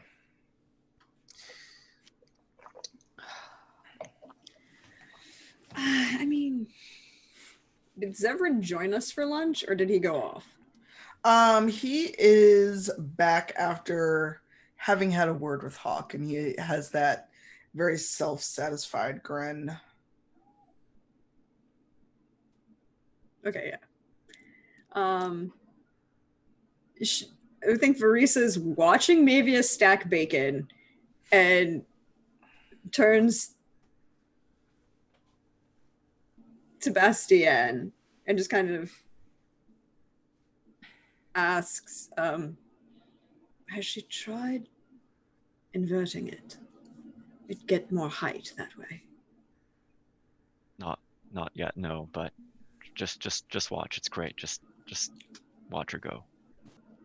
So, how many of you in Chad, probably only like maybe two other than me, remember Lincoln Logs? Because that is how she is building the bacon. Yes. Yes. Straight up Lincoln Logs time. Yes. I think she could probably get a fairly decent lattice work going with that and like structurally sound. Mildly impressive, actually. This is quite enjoyable. And Mavia is just like muttering to herself while she does it. She's like, I can't believe these people have so much food that I can just play with it. Like, it does seem a little wasteful. She's Well, halfway to a fort. Let her be. I'm still gonna eat it. Don't worry. Oh, okay, that's fine. Yeah, I mean that's basically the extent of Mavia's morning exercises, considering that I think she doesn't really know what she's doing. Well, I mean, I think only Bastien really knows that she's a fraud. She didn't tell anybody else. She only told Bastien that she was a fraud. So she's like, at least in front of Bastien, I don't have to act like I know what I'm doing now. I think Verisa would turn to Zevran and ask him, I've heard that we're heading west. Is that on our trail, or are we shifting gears? That is on our trail. And if we pass through a certain forest, it'll actually give us a bit of advantage in both using your information and making good time. Bastion is gonna turn to Zalanis and just ask him. So, what happened with the map? What happened with? Do you not still have the map? Did I take the map? I don't. Barisa, I why did lost- you let me drink so much? Did I take the map? You didn't take the map, and I Has- don't let you do anything involving alcohol. That's your own choices. Has anybody? point on Does both anybody counts. have the map? I don't know what Maybe. you guys are all talking about. I've had the map this whole time. Oh, thank the gods. Is there anything on that map that can help us? Oh, right. Well, I don't know. Let's have a look, maybe. Which piece? The left one. We didn't put it together. I remember trying to. The left top or the left bottom? Both? I heard you have a map in pieces. Well, you see, last night, Bastian thought that maybe if he split one side in half, it would fit together a little better in the end. And I figured he's probably a lot smarter than I am, so I just let him do it. So there's 3 pieces, but they still fit together the same way. When did I don't know what happened last night. Let's just put it down on the table. So she puts all 3 pieces down on the table. Here's a fun question. What in the hell is this a map of? I don't know. I don't know. Well, before the map was broken, Right. it was a kind of detailed map of old and new Crestwood. Ah, okay. And had the map not been broken, it could have helped you out quite a bit earlier in the game. But there you go. All right. Well, I mean, looking at it, I think it would be pretty clear that it isn't of the area around Skyhold or in this particular region. So I don't think this is where we need to be going. This looks a bit like where we've been, actually. Well, I Come to mean, I think of it- got it in Crestwood. Right, but So we it's were a map looking of- for Anders, and it was in the way station. So for all we knew, I mean, I don't read maps. For all it could have been, but Sure. But no, I read I don't maps, think but this will not. help us. I don't. I've never seen a map of not tunnels. Well, That's if Point we end made. up having to search the tunnels for Anders, we'll be sure to hand you all of the maps. Oh, I'm not going back down there. Well, then hopefully we won't have to search the tunnels for Anders. At the Mm, moment, I think the plan is to head to the western approach, so we should be tunnel-free for some time. How far away is that? How far away is that? That's right. It's several days' ride from here. Mm. I'm testing you. I've obviously been there before. But Zevran, I thought you should know. you just hear a chuckle when you say that, because Zevran can so see through you. Maybe.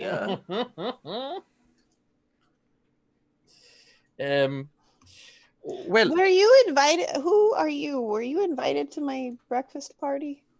I don't know who you are. Do you actually said- say that to Zevran? but he said that we get invitations. I feel so special.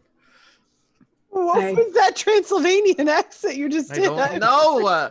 Look, I am trying to go back and forth between Loghain and Zalanas, and I don't ever remember which one's which. Wait, was Also, they that made me was do that in Slavic on my stream earlier today, and it didn't go great. was that in Elvish? Yes. Okay. No, Zalanas. Ugh.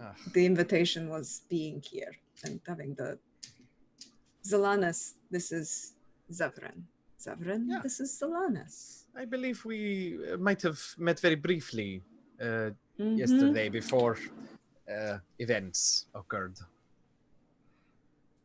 Yes. You're the one that made cleanup a bit messier than needed to be.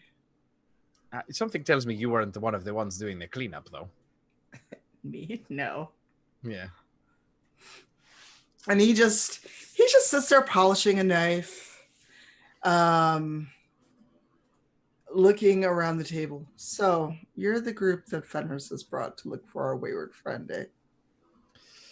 So it would seem we've had little luck so far, but we have picked up a trail. Good. And he looks to Mavia. You're the first dwarf I've met that stacks bacon. You've obviously not met a high class of dwarf. Oh, my dear. I've met kings of dwarves. Yes, I said high class. Ah, you're feisty, I see. A title doesn't make you high class, nor does your family. And then he just kind of quirks an eyebrow very briefly, like, who was talking about family? Well, kings are born into it. That's my whole. Yeah, but it for Zevran, who usually I have no idea who he obfuscates- is, so it's great. Also, the kings in Orzammar are not, in fact, born into it. Oh well. She's They murder the, No, murder I know the shit. Mavia wouldn't know that, but well, yeah, that too. Well, Mavia would. maybe it would, Kelly but wouldn't. Kelly would. Oh, because you are actually from Orzammar, aren't you? I am from Orzammar, but also she would have an idea that leadership in most places is passed through family. Like Sure. And he just chuckles and goes back to drinking his tea.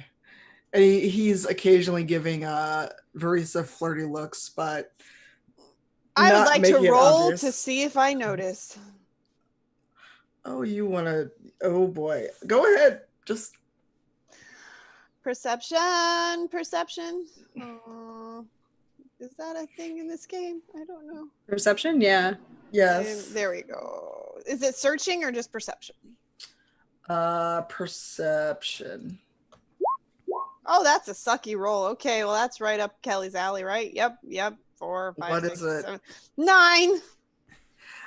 No, you do not notice because Zevran is a master spy, and Verisa would not.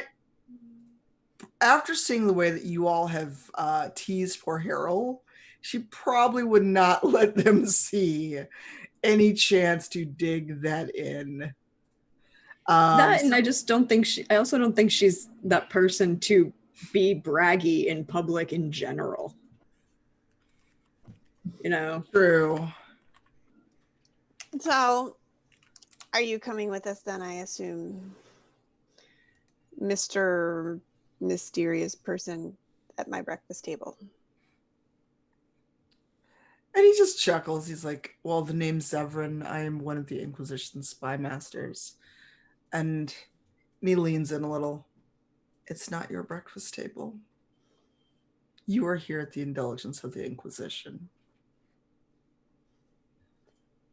Technically, she leans in really close and whispers, technically I'm not, but I'm pretty sure you know that.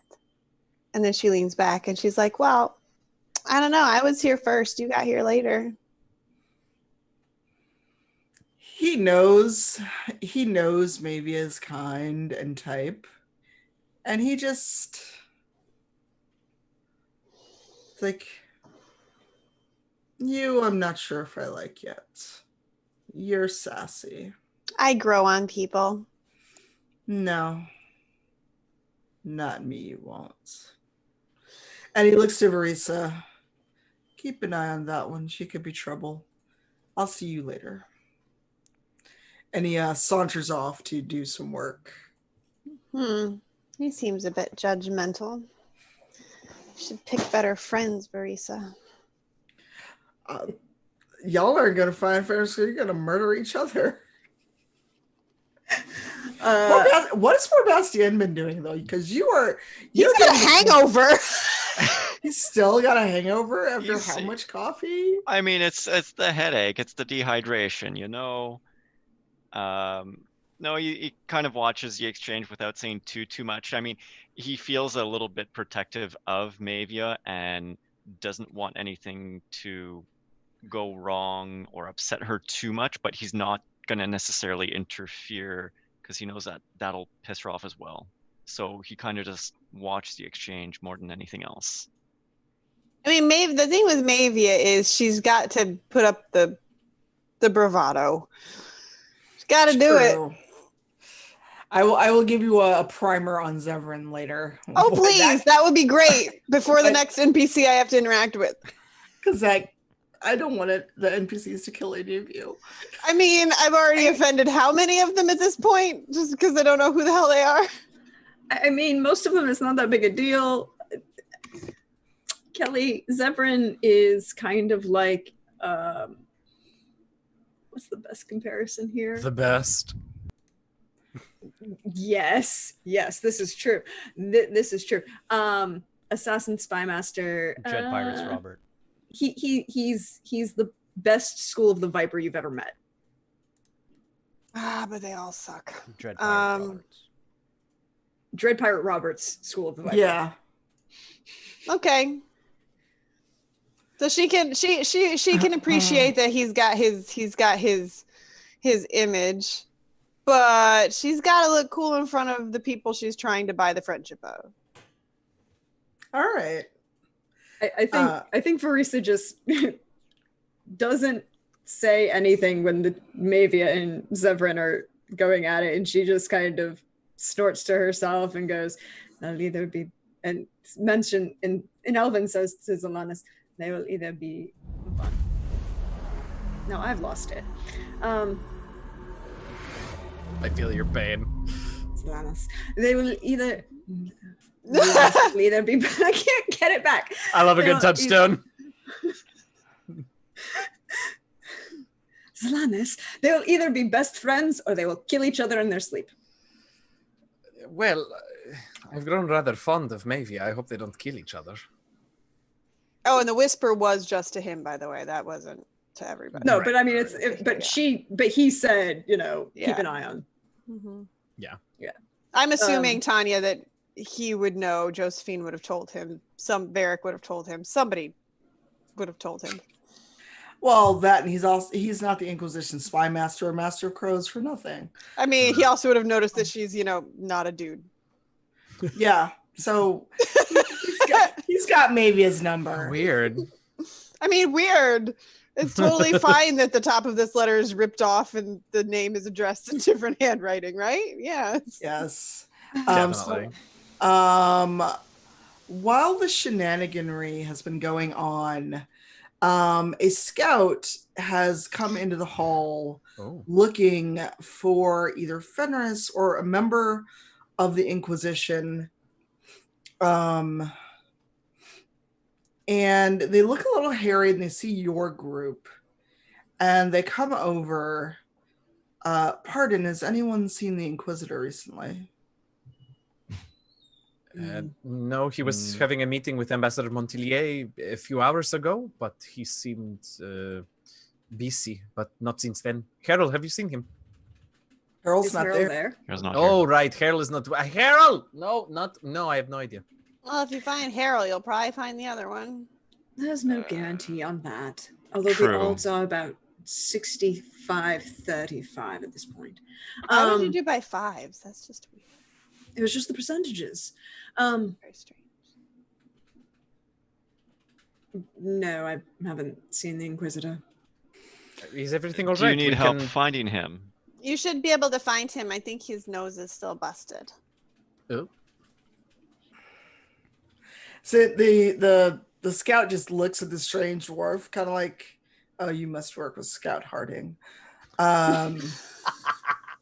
And it's like, well, we've gotten an update on, I think it was Verisa that brought something to his attention. We have an update on that. And Yes, you can pass that information on to us. Varisa is here, and we are the team he has assembled to deal with this issue. well, there's been a man spotted that fits the description in the forest near Skyholds. Nearby And- here. I mean, it's a bit of a walk, but we were hoping that the Inquisitor could either be found as he instructed, or since you all are here, wasn't there another elf in your group? There was, I believe he was seen with the Warden Commander this morning. Warden business, I can only assume. All right, well, If you find Commander Cullen, he has all the details. We will. Thank you. All right. So what would you all like to do with that information? Shit. So he's in the Fenris. woods, like here. So out of character. Oh, that was Mavia, but yes. Okay. Well, a person who could answer that is not around you right now because Zevran has left. And unless you've done a lot of exploring in the last 2 days that you've been in Skyhold, no. So, are we talking about looking for Cullen or talking about going into the woods? Because Varus would be like, would have stopped the scout and been like, woods are very broad terminology. Do you have something more concrete that I can start with? Yes, more to the northeast of the fortress. Scouts usually go through there at least once or twice a day, which is how he was spotted. The afternoon patrols have been alerted to keep an eye out and to send a raven to Zevran if anything is spotted. Well, I believe then our goal is, why don't the rest of you get ready? I'll go find Harold. I will seek out Ambassador Montelier. Perhaps she knows, as she was the last one that I saw with the Inquisitor. I will seek her out and see if she perhaps knows where he may be. Maybe I will kind of shake Bastian. Are you better yet? Oh. I'm good to go. Okay, because we have to go into the woods, and if we want to get out of the woods and home before dark, we have to go now. Let's go get ready. Mm-hmm. I know exactly what you're saying. Yeah. So Verisa, you ask around, and someone finally tells you that the two wardens the 3 wardens were last seen on the 2nd level near where Dorian is normally seen reading in his alcove. And a door, you're finally pointed toward a door between Dorian's alcove and the stairs leading up to where Liliana and Zevran work.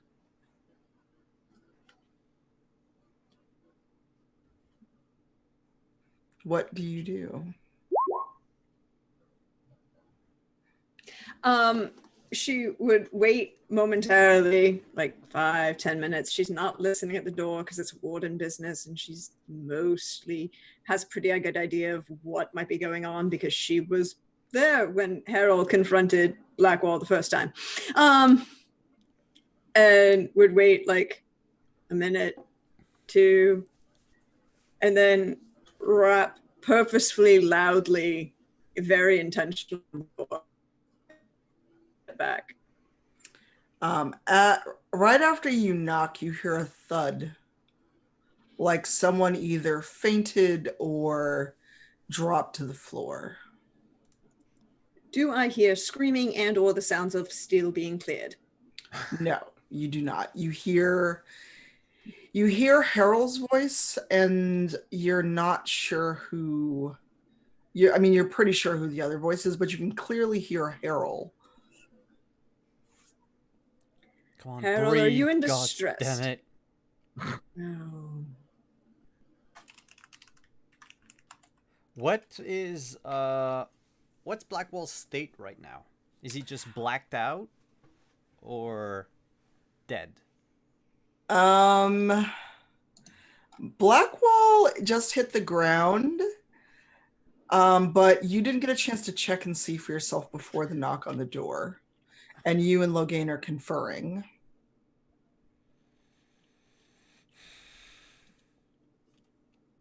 Was I out as well? No. He took the joining, you were fine. No, but I mean, I'm asking Logain. Oh. Was I out as well during my joining? What did it look like? It is a painful process, as you'll remember. I remember But very no. little. No, this was not how those who survive react. It seems he was not, in fact, worthy after all.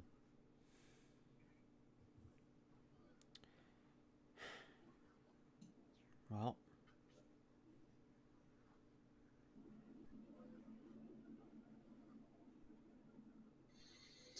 Clear him away. yeah, Hmm? I'll do that. And Harrell, we both spoke rather freely of the joining in front of the Inquisitor.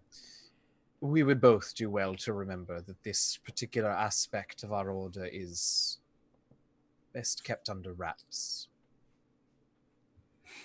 Oh, I slipped up, didn't I? Fenris is to be trusted, and I was free with my tongue as well. Yes, I heard what I just said. I'm going to move on.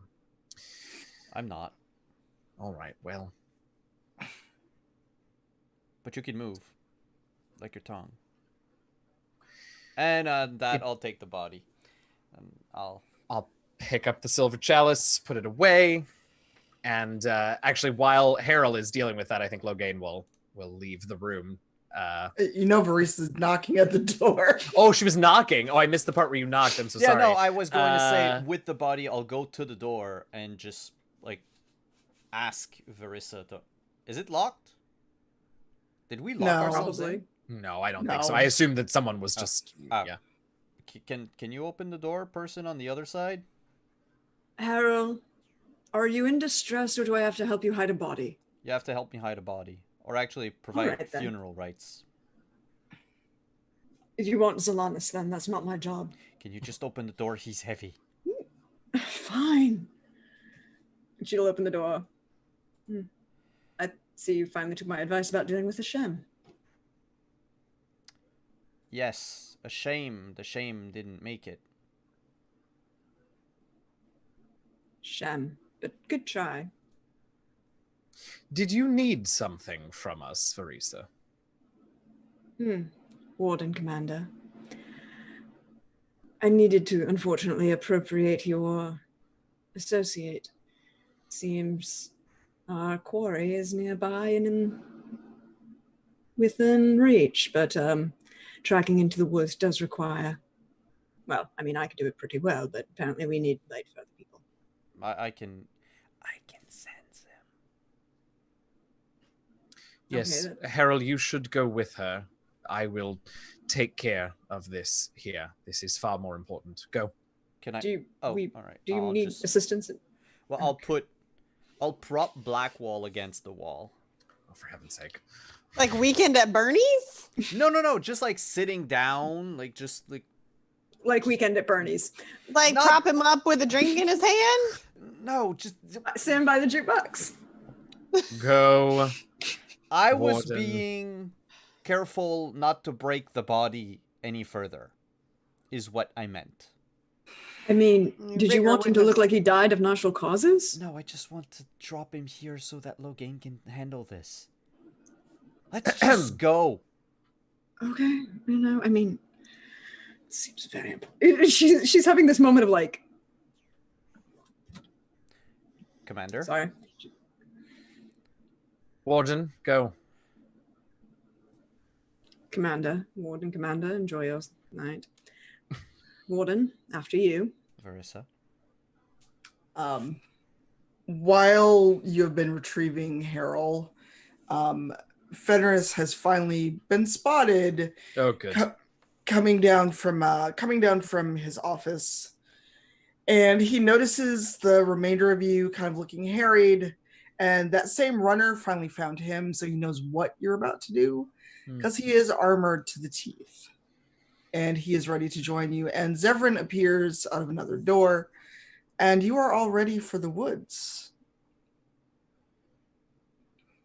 So, with that in mind, what do you want to walk? Do you want Zevran and Fenris to kind of lead, since it is the area near Skyholds? Mm-hmm. Yeah, and if we're going into the woods, I assume, I mean, I suppose we could take horses to the edge, but at some point they're going to not make travel any faster, yeah? Varisa's not going to take a horse unless everyone's like, we need horses. But Right. she would leave it quickly. You track faster on the ground. She Verisa would be right. I mean, it's close, but it's not like if we don't take horses, we'll totally lose him. Right. Because scouts are keeping an eye out for him, and will send ravens to find Zevran if need be. Great. So Cullen's been alerted. He has people on the tops of the fortress keeping an eye out just in case. He is going to keep an eye out on Skyhold while you're gone.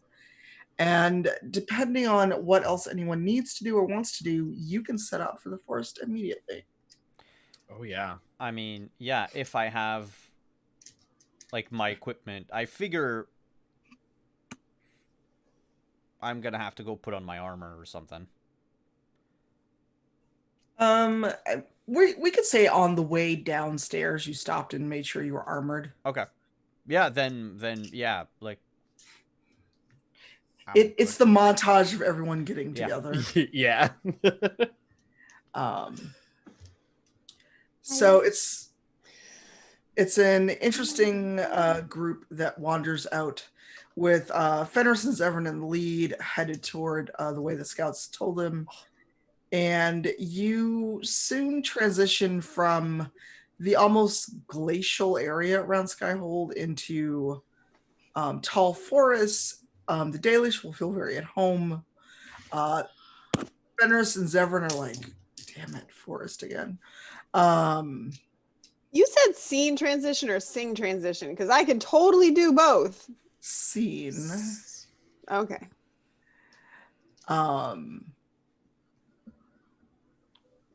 Sorry, and maybe is at the back because she's got very short legs and just trying to keep up with everybody. I mean, no one's walking fast enough where they would leave Mavia behind. Zevran is. Well, he's walking quickly, but he's in hunting mode. And I'm trying to remember where I was going with that. So all of you are following the two elves. And as you go, Verisa, if you want to kind of go ahead and try to track, or if there's anything you want to roll for to see if you notice it as you are walking through the forest. You're muted. Either perception or nature lore. Perception then, probably. Perception, yeah. Perception C. That's 13. You notice things like clearly someone walked through here maybe a couple hours ago. There's just like, like in tall foliage where there's just like broken stems, things like that. So those things, because whoever was stumbling around was not being careful. There's nothing that you as a non-mage would pick up. And it's not obvious, just that someone stumbled through quickly if they chose Does it look like they were in a hurry moving with purpose, or does it look like they're stumbling like they might be injured or in distress?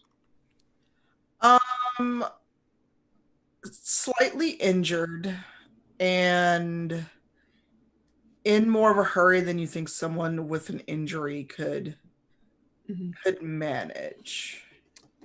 She'd look over at Zevran and nod to a couple of the tracks, probably a couple of the maybe small blood spatters on leaves and broken twigs where it looks like there's deviation in the trail, and just kind of nod her head towards that.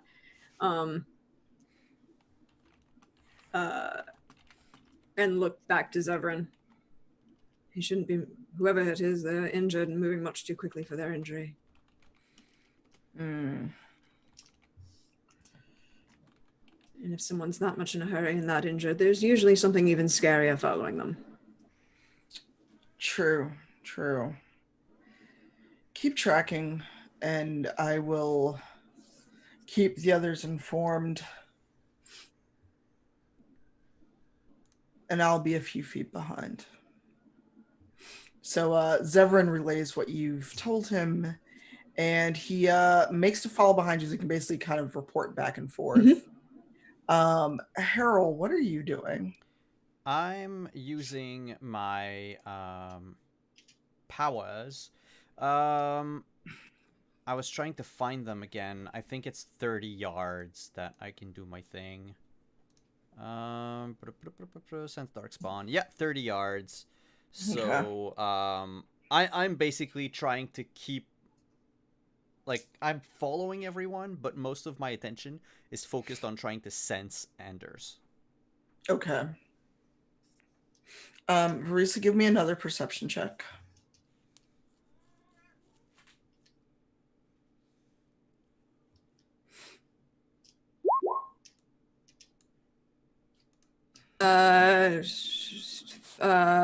Hold on. 16.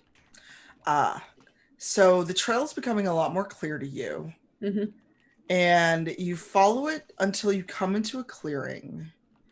And it looks like something almost out of a Dalish tale you would have been told as a child. There's a lot of dense foliage. There's structures that look far too old to have ever been human settlements. And in the middle of it, you see a tall blonde mage. And he's hunched over in front of what looks like a darkened mirror. And yes. She wouldn't enter, but she would kind of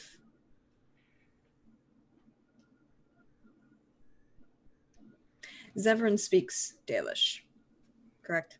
Yes. Or Elvish, sorry. Yes.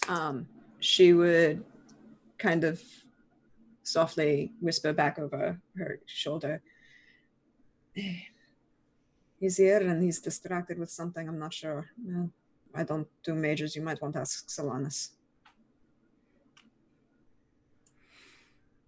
And he looks up and he notes how Anders is looking, and also the thing that is in front of him.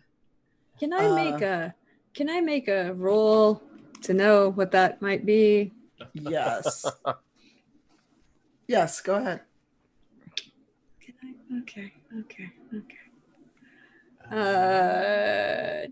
Okay, just probably just gonna be straight cunning here, probably. Sure. Well, it'd be lore. It would be something you should know. In character, you should know what it is. Yeah. So, but the only lore I have are poison or natural. Okay. So, or if not, so like, you could confer with Zelanis if your roll is low. Okay. So yeah, I'll just roll cunning then. Okay. 13. Considering your role in the clan and your knowledge goes more to the art of assassination and poisoning, you're not quite sure. It just looks like a large mirror that has suffered the elements from being in the forest. Okay, it's a mirror. It's in things. She would let Zevran know. Tell Zelanis it's a mirror. I think that's what I'm seeing. I think. So maybe at this point would have come up behind them. She would have caught up. Mavia would like to make a lore roll to see if she knows what it is, if that's possible. It's possible, but you're going to have a disadvantage, so go ahead. I figured, but I actually have like a focus in this, and it's the only time I've ever used a focus on my character sheet, so Okay. What kind of lore? And it just says lore. It says anything with lore. Literally, that's what is on this sheet. I don't know exactly how to roll for it. Let me find it. It's almost like I haven't had to actually make many rolls. If on the main sheet and it's under like cunning, it just says lore. Oh, it says cultural lore. So that would be a big disadvantage, but she's still gonna try it. I mean, yeah, if you just click that word, it'll roll it for you twice. Both kind of crappy. 10, 13, 14, 10, 15. I mean, the other one is a 18. But the disadvantage is 8, 10, 14. Yeah, you don't know what it is. This is not your culture. Just trying to be helpful. And- oh, we know, but it is not in your purview to know Dalish lore or the lore of whoever this forest would belong to. If it was made of different material and possibly was a little bit less tall, you definitely would know what it was. But that is not a thing that would exist in Dalish lore. I'm sorry, in Dwarven lore. So Fenris is kind of stopped in place.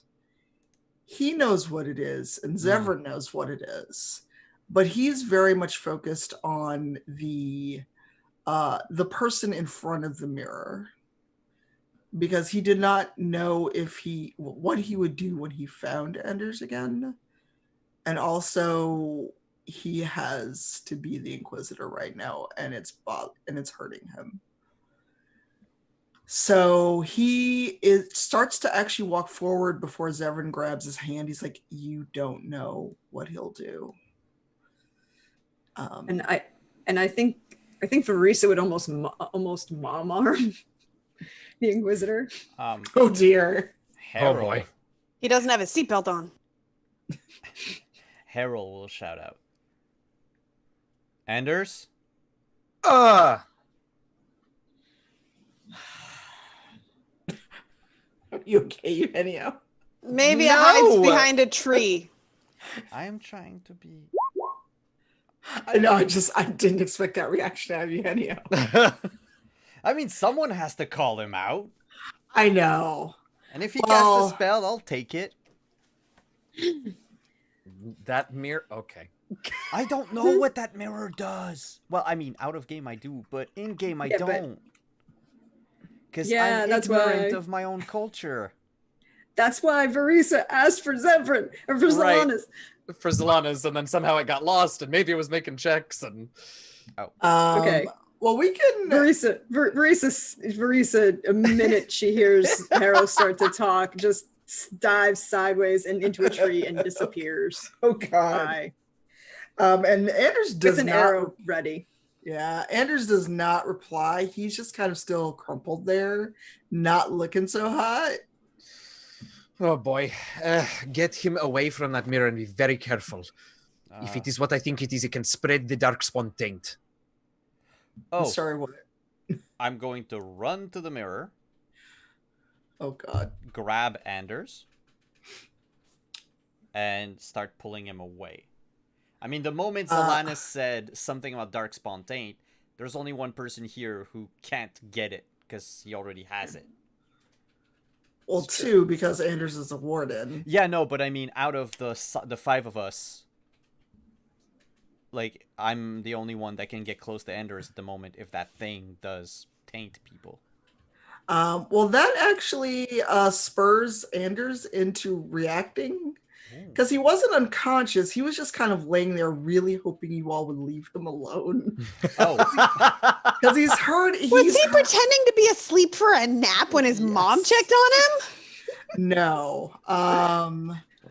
No, he was hurt, and he was hoping that maybe if whoever it was yelled, because he wouldn't know Harold's voice, that maybe he could pretend he was too hurt or pretend he was unconscious, and maybe they'd leave. He was hoping. oops. But that grabbing him makes him respond, and he's still a warden. He's still tall for a human, and he is a trained fighter and mage. He shoves you away, Harold, and starts looking around, and then he sees Fenris. And he's like, "No, you can't do this to me." And then he reaches back and touches the mirror. No. Can I shoot him? You could, if you'd like, but the mirror's already reacting to his magic. No. I know. I mean, like she She said she stealthed with an arrow drawn in case. I'm gonna try and shoot him. Hi, sorry, Okay. Anders. This is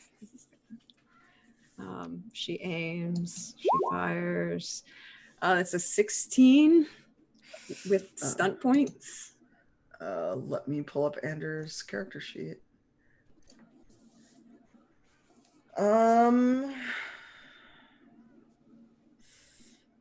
That will hit him, but for the sake of cinematic fun and Okay, season finale. Yes. Can I do the one? She's gonna try and do the one stunt that she gets to really have fun with. Okay. Well, she's an archer and a master archer, and but she's also a rogue. And so when she does get to knock someone prone with an arrow, it doesn't just knock them prone, it knocks them back 2 meters. Into the mirror. Okay. She's trying to aim him away from the mirror, but I can't guarantee that's what's going to happen. Her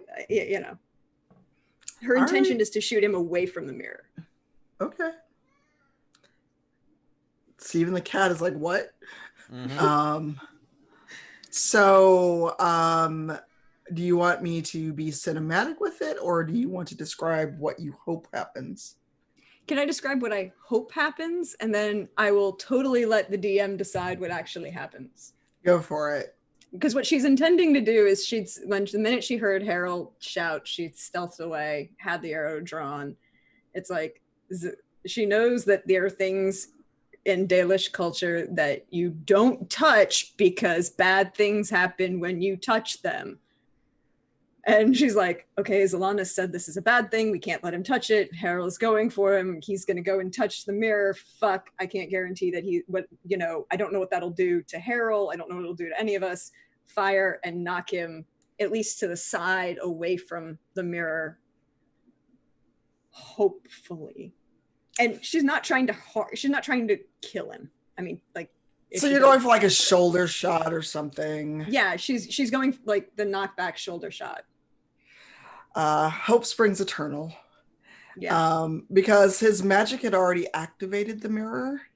Yeah. You know, in Assassin's Creed Odyssey, when you have that shot and people just like tumble, you did that, except it pushed him back through the mirror.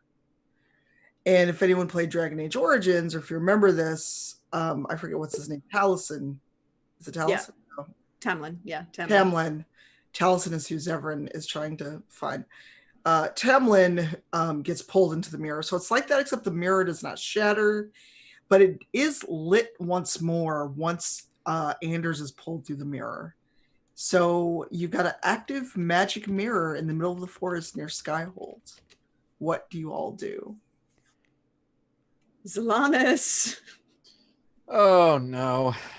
Maybe I it go peeks out after around him. the tree and she goes, "Can we just break it?" Nope. I go after him. Do we watch you run into the mirror? I think maybe so. And by that I mean yes. Yeah, I mean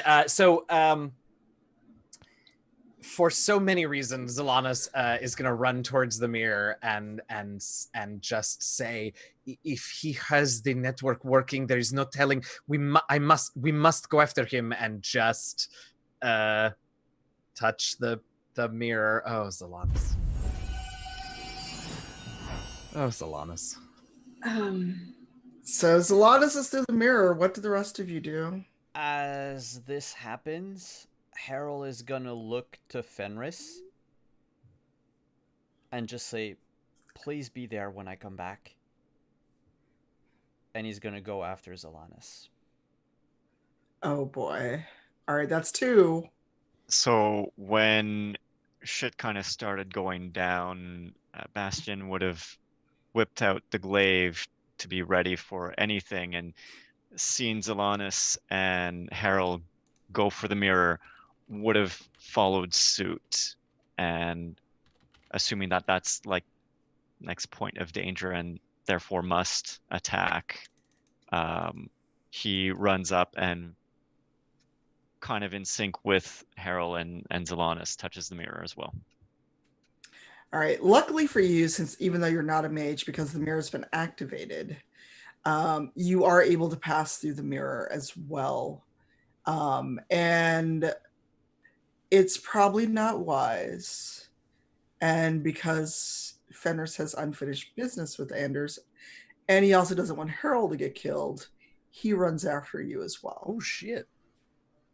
Fenris, you have a responsibility to more people than that.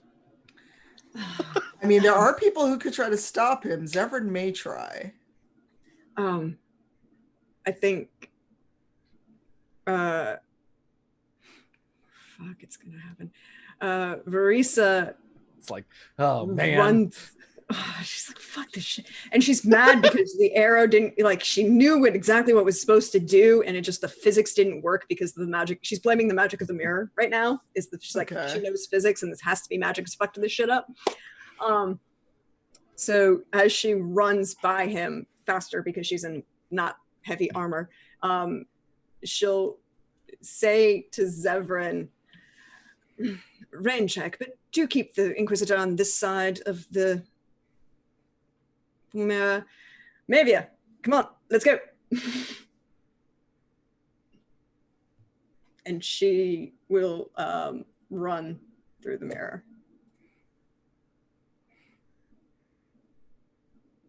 Mavia. I'm not even supposed to be here. Are you staying or are you going? Mavia is having a crisis of conscience Okay. because doesn't know what that is, and everybody just disappeared. Did you say that when Verisa said, let's go? She whispered it, yeah. Okay, I'm gonna. I mean, you're already gone, so. Well, I'm gonna see if she actually heard you before she went. That's all I'm doing. 10, 15, 17. Oh yeah, you would have heard her. She would You're in a stop quiet and forest. she would stop and turn to Mavia and say, none of us are where we're supposed to be. That doesn't mean that we aren't doing what we're supposed to be doing now.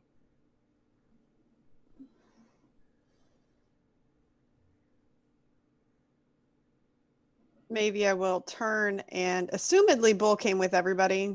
One would assume he came to the forest. No, he's not a foresty kind of guy. And its horns make it hard to get through thick trees. She'll kind of look around, and I mean, she looks terrified. It's just, I mean, Verisa left already, right? She turned and said that and went through the mirror. Yeah. She would turn and say that because that's her attempting to be bolstering and then go through the mirror. It's not like she's good at this. Is Varric there? Is anybody Mavia knows there, or is she now stuck with a bunch of people she doesn't know? She is stuck with a bunch of people she doesn't know. So she kind of starts backing towards the mirror, and she's looking at the mirror, and she's terrified of that, and she looks back at the other people that she doesn't know, and she's terrified of them. And she kind of just like sighs and hangs her shoulders. And she goes, well, I wanted to be a hero. And she steps backwards through the mirror. And as the last thing that Mavia sees is Zevran wrestling Fenris to the ground and trying to keep him from running through the mirror. Fenris gets away from him and tries to go to the mirror, but it goes dark and his mark reacts to it.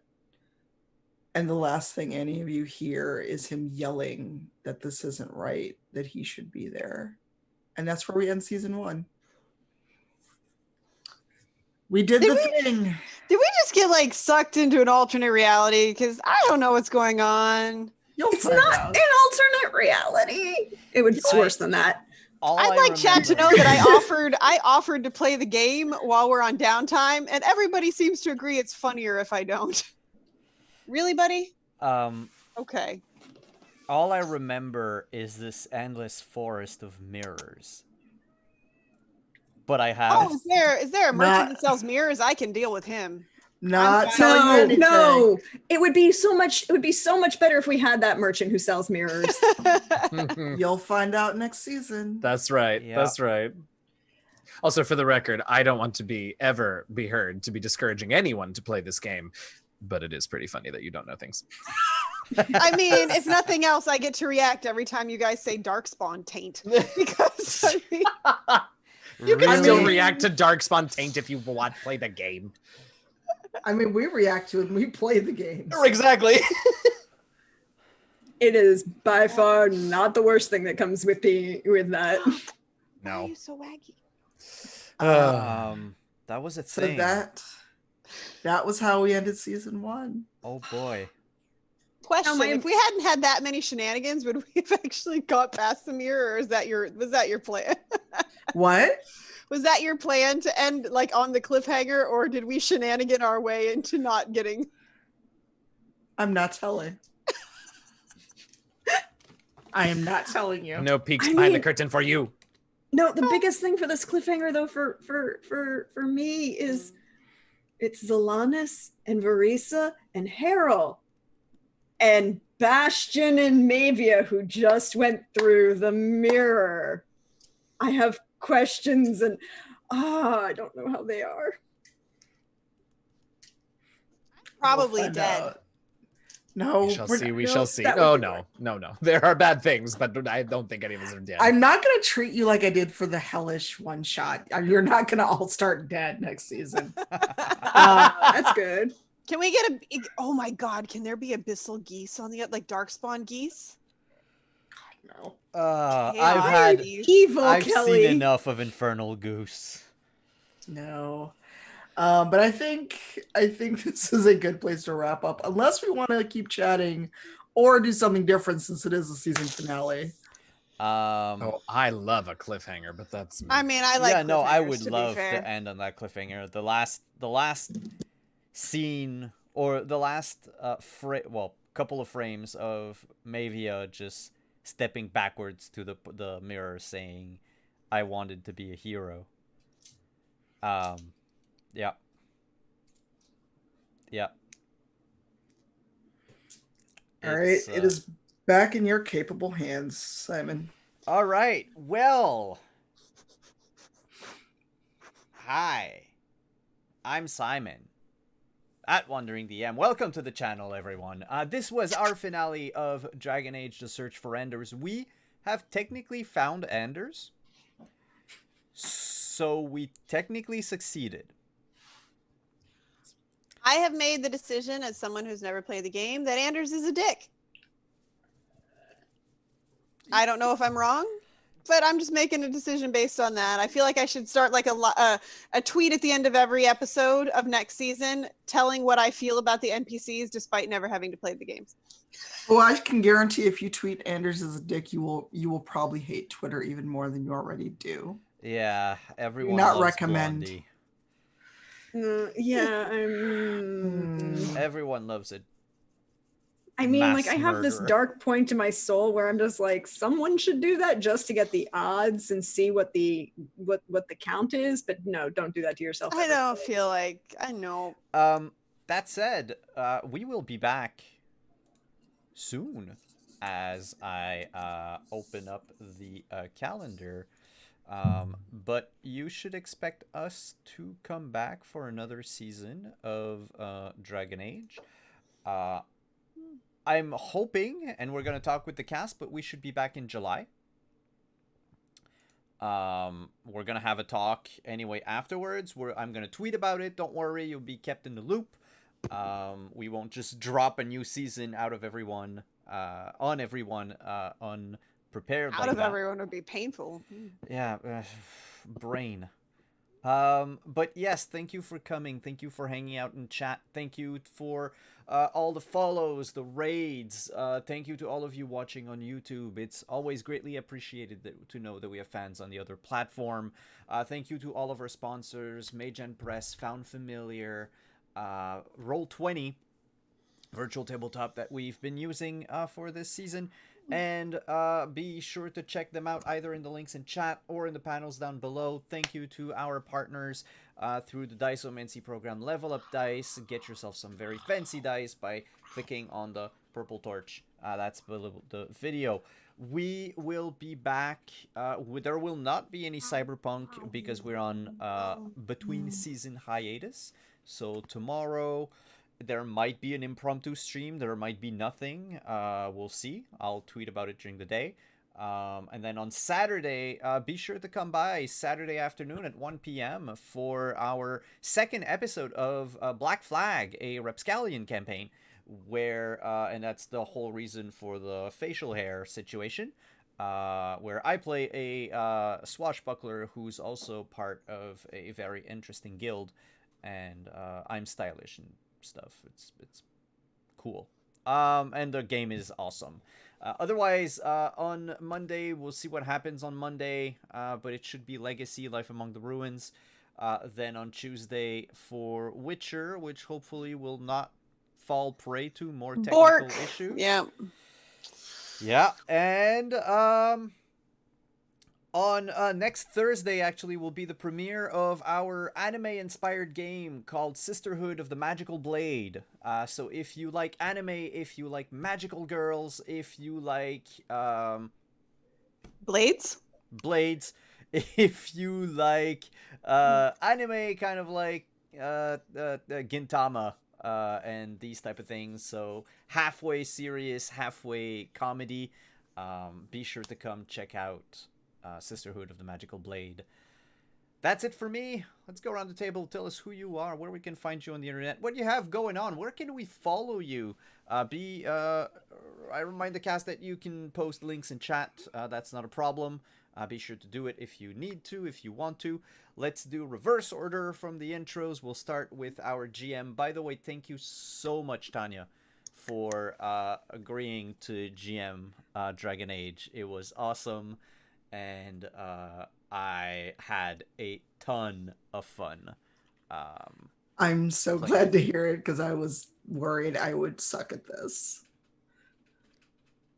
Look, I worry about a lot of things.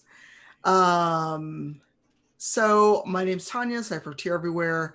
Actually, Monday evening, I get a chance to play with Kelly and a bunch of other cool people in a charity game for Take This. And I am also trying to find the tweet. Haha, I found it. It is to help Take This. I'm a Take This ambassador, for those that don't know. Take This is a nonprofit for mental health and gaming. If you've never seen anything about Take This, check them out, takethis.org. And we have an all-star cast. We are going to raise money through Take This, through Tiltify for Take This. So be there same time on Monday. And then since we're not coming back for Dragon Age for a little bit, Sunday, June 7th, Rivals Waterdeep is doing another one-shot, except this time Latia is at the helm. And she's been teasing what she's going to run on Twitter, so follow her at the Lady Tiefling, but that is June 7th, 10 a.m. Pacific. We'll be going for 3 hours. And then Rivals of Waterdeep returns on June 21st. So if you have been missing Rivals, our shenanigans return June 21st, and hopefully we can incorporate whatever is going to be announced at D&D Live. So see you Sunday, June 21st for Rivals, Monday at Take This, and then June 7th at D&D. Follow me on the Twitters, and on Twitch, I've been playing a lot of Animal Crossing New Horizon. My island is overrun with flowers. Please come take them. Not spiders, though. No spiders, and only one scorpion seen, and I ran away from it. Good job. Yes. Eugenio, you're up. All right. Hi, everybody. Woo, that was fun. What an exciting ending. I love Cliffhanger. I'm Eugenio, also known as DM Jazzy Hands. You can find me on Twitter at DM Jazzy Hands. The Dungeon Master and producer of an actual play D&D podcast that you should check out called The Last Refuge. We release new episodes every week on Wednesday. We've got a bunch of guests sort of cycling through the show right now, which is fun and exciting. What else? Oh, I'm sad not to be here on Thursday nights. If you want a bit of a Dragon Age fix, it's not quite the same without the Thirsty Thursday crew, but I am making my way through the video games on my Twitch channel, so you can come on Thursday and Fridays at 2 p.m. You can come watch me play through. Currently, I'm still on Origins, so the very first one. Although we're kind of moving along in the story of that one, so maybe I'll get to move on to some of that DLC soon. Where else can you find me? Wednesday nights I'm over at Little Red Dots channel playing a game of Overlight. We've got 3 more weeks of that, so you can go check us out there.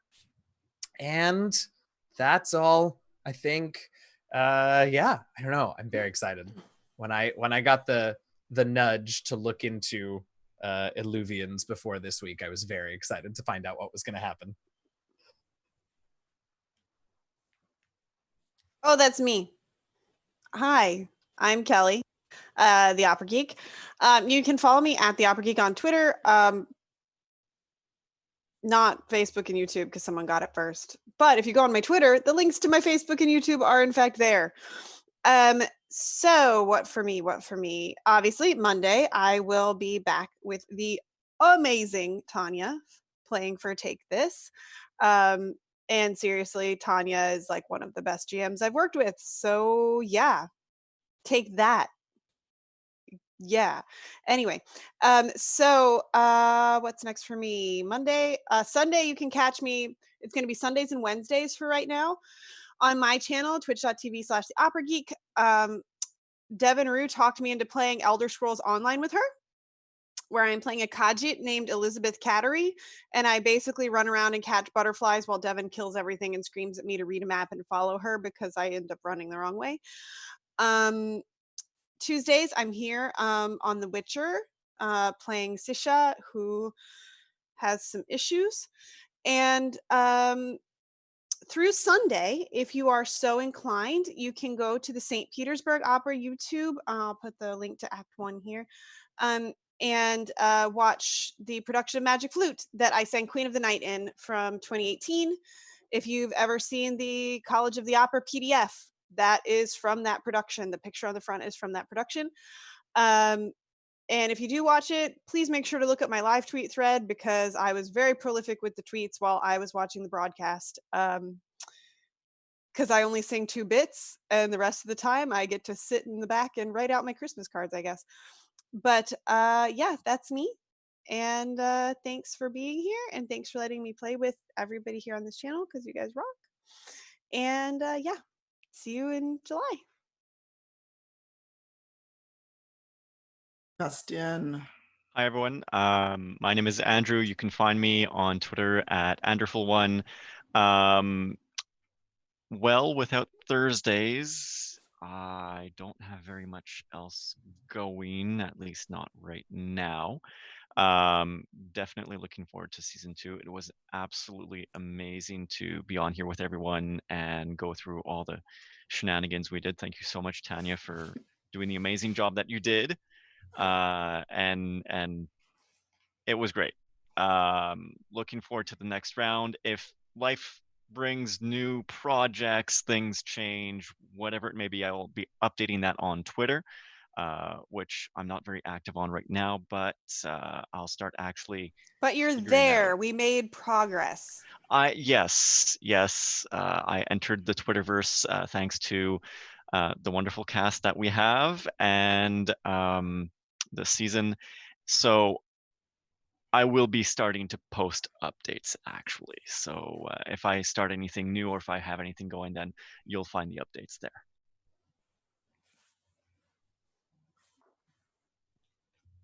Oh, hey, that's me. Hey all, you know me. I'm at Deirdre Donlan on Twitter or Prexworth as before. You see me around on Twitch. And thank you, Tanya, for running this game. It was so much fun. Thank you, everyone, for being here. I cannot wait for season 2. I love the crazy that we get into. It is wonderful and everything about this. As for me, well, you can find me here Saturday for running the craziness that is Rapscallion. And if you miss the Thirsty Thursdays, you should come over for some very salty Saturdays and join the crew of the Salty Swallow.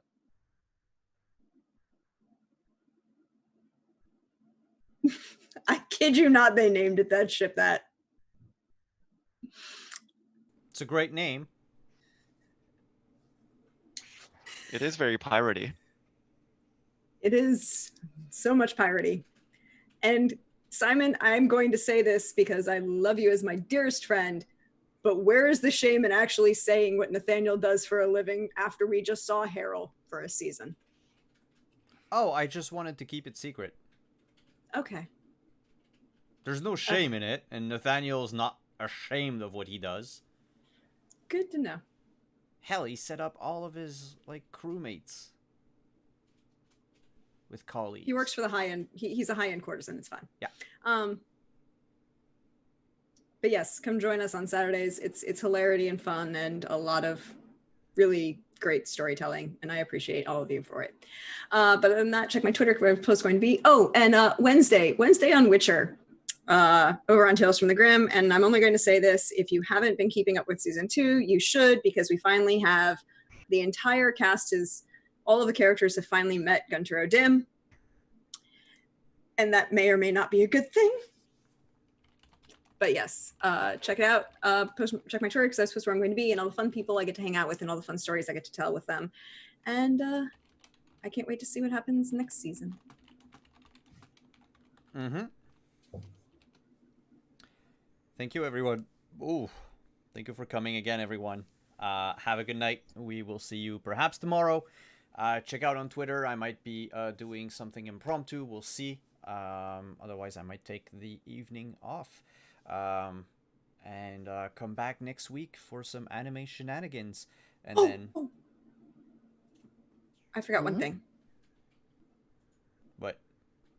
Well, because Kelly posted something earlier today. Wait, what? Kelly posted something earlier today about what's going on Saturday. And I was saying that I was going to be live tweeting at the event on Saturday. Wait, what am opera? I doing? Wait. Yeah. What? Oh, The opera gala is Saturday. Friday. It's Friday. It's the 23rd is Saturday. I thought it was Friday. Either way, I'm not actually singing in the gala. I'm just promoting it, so it's a good thing. I know, that but I'm not just saying singing it's a in it, good thing. 'cause I thought it was Friday. All right, on that note, we'll get going. Have a good evening, everyone. We'll see you again for season 2. Bye-bye.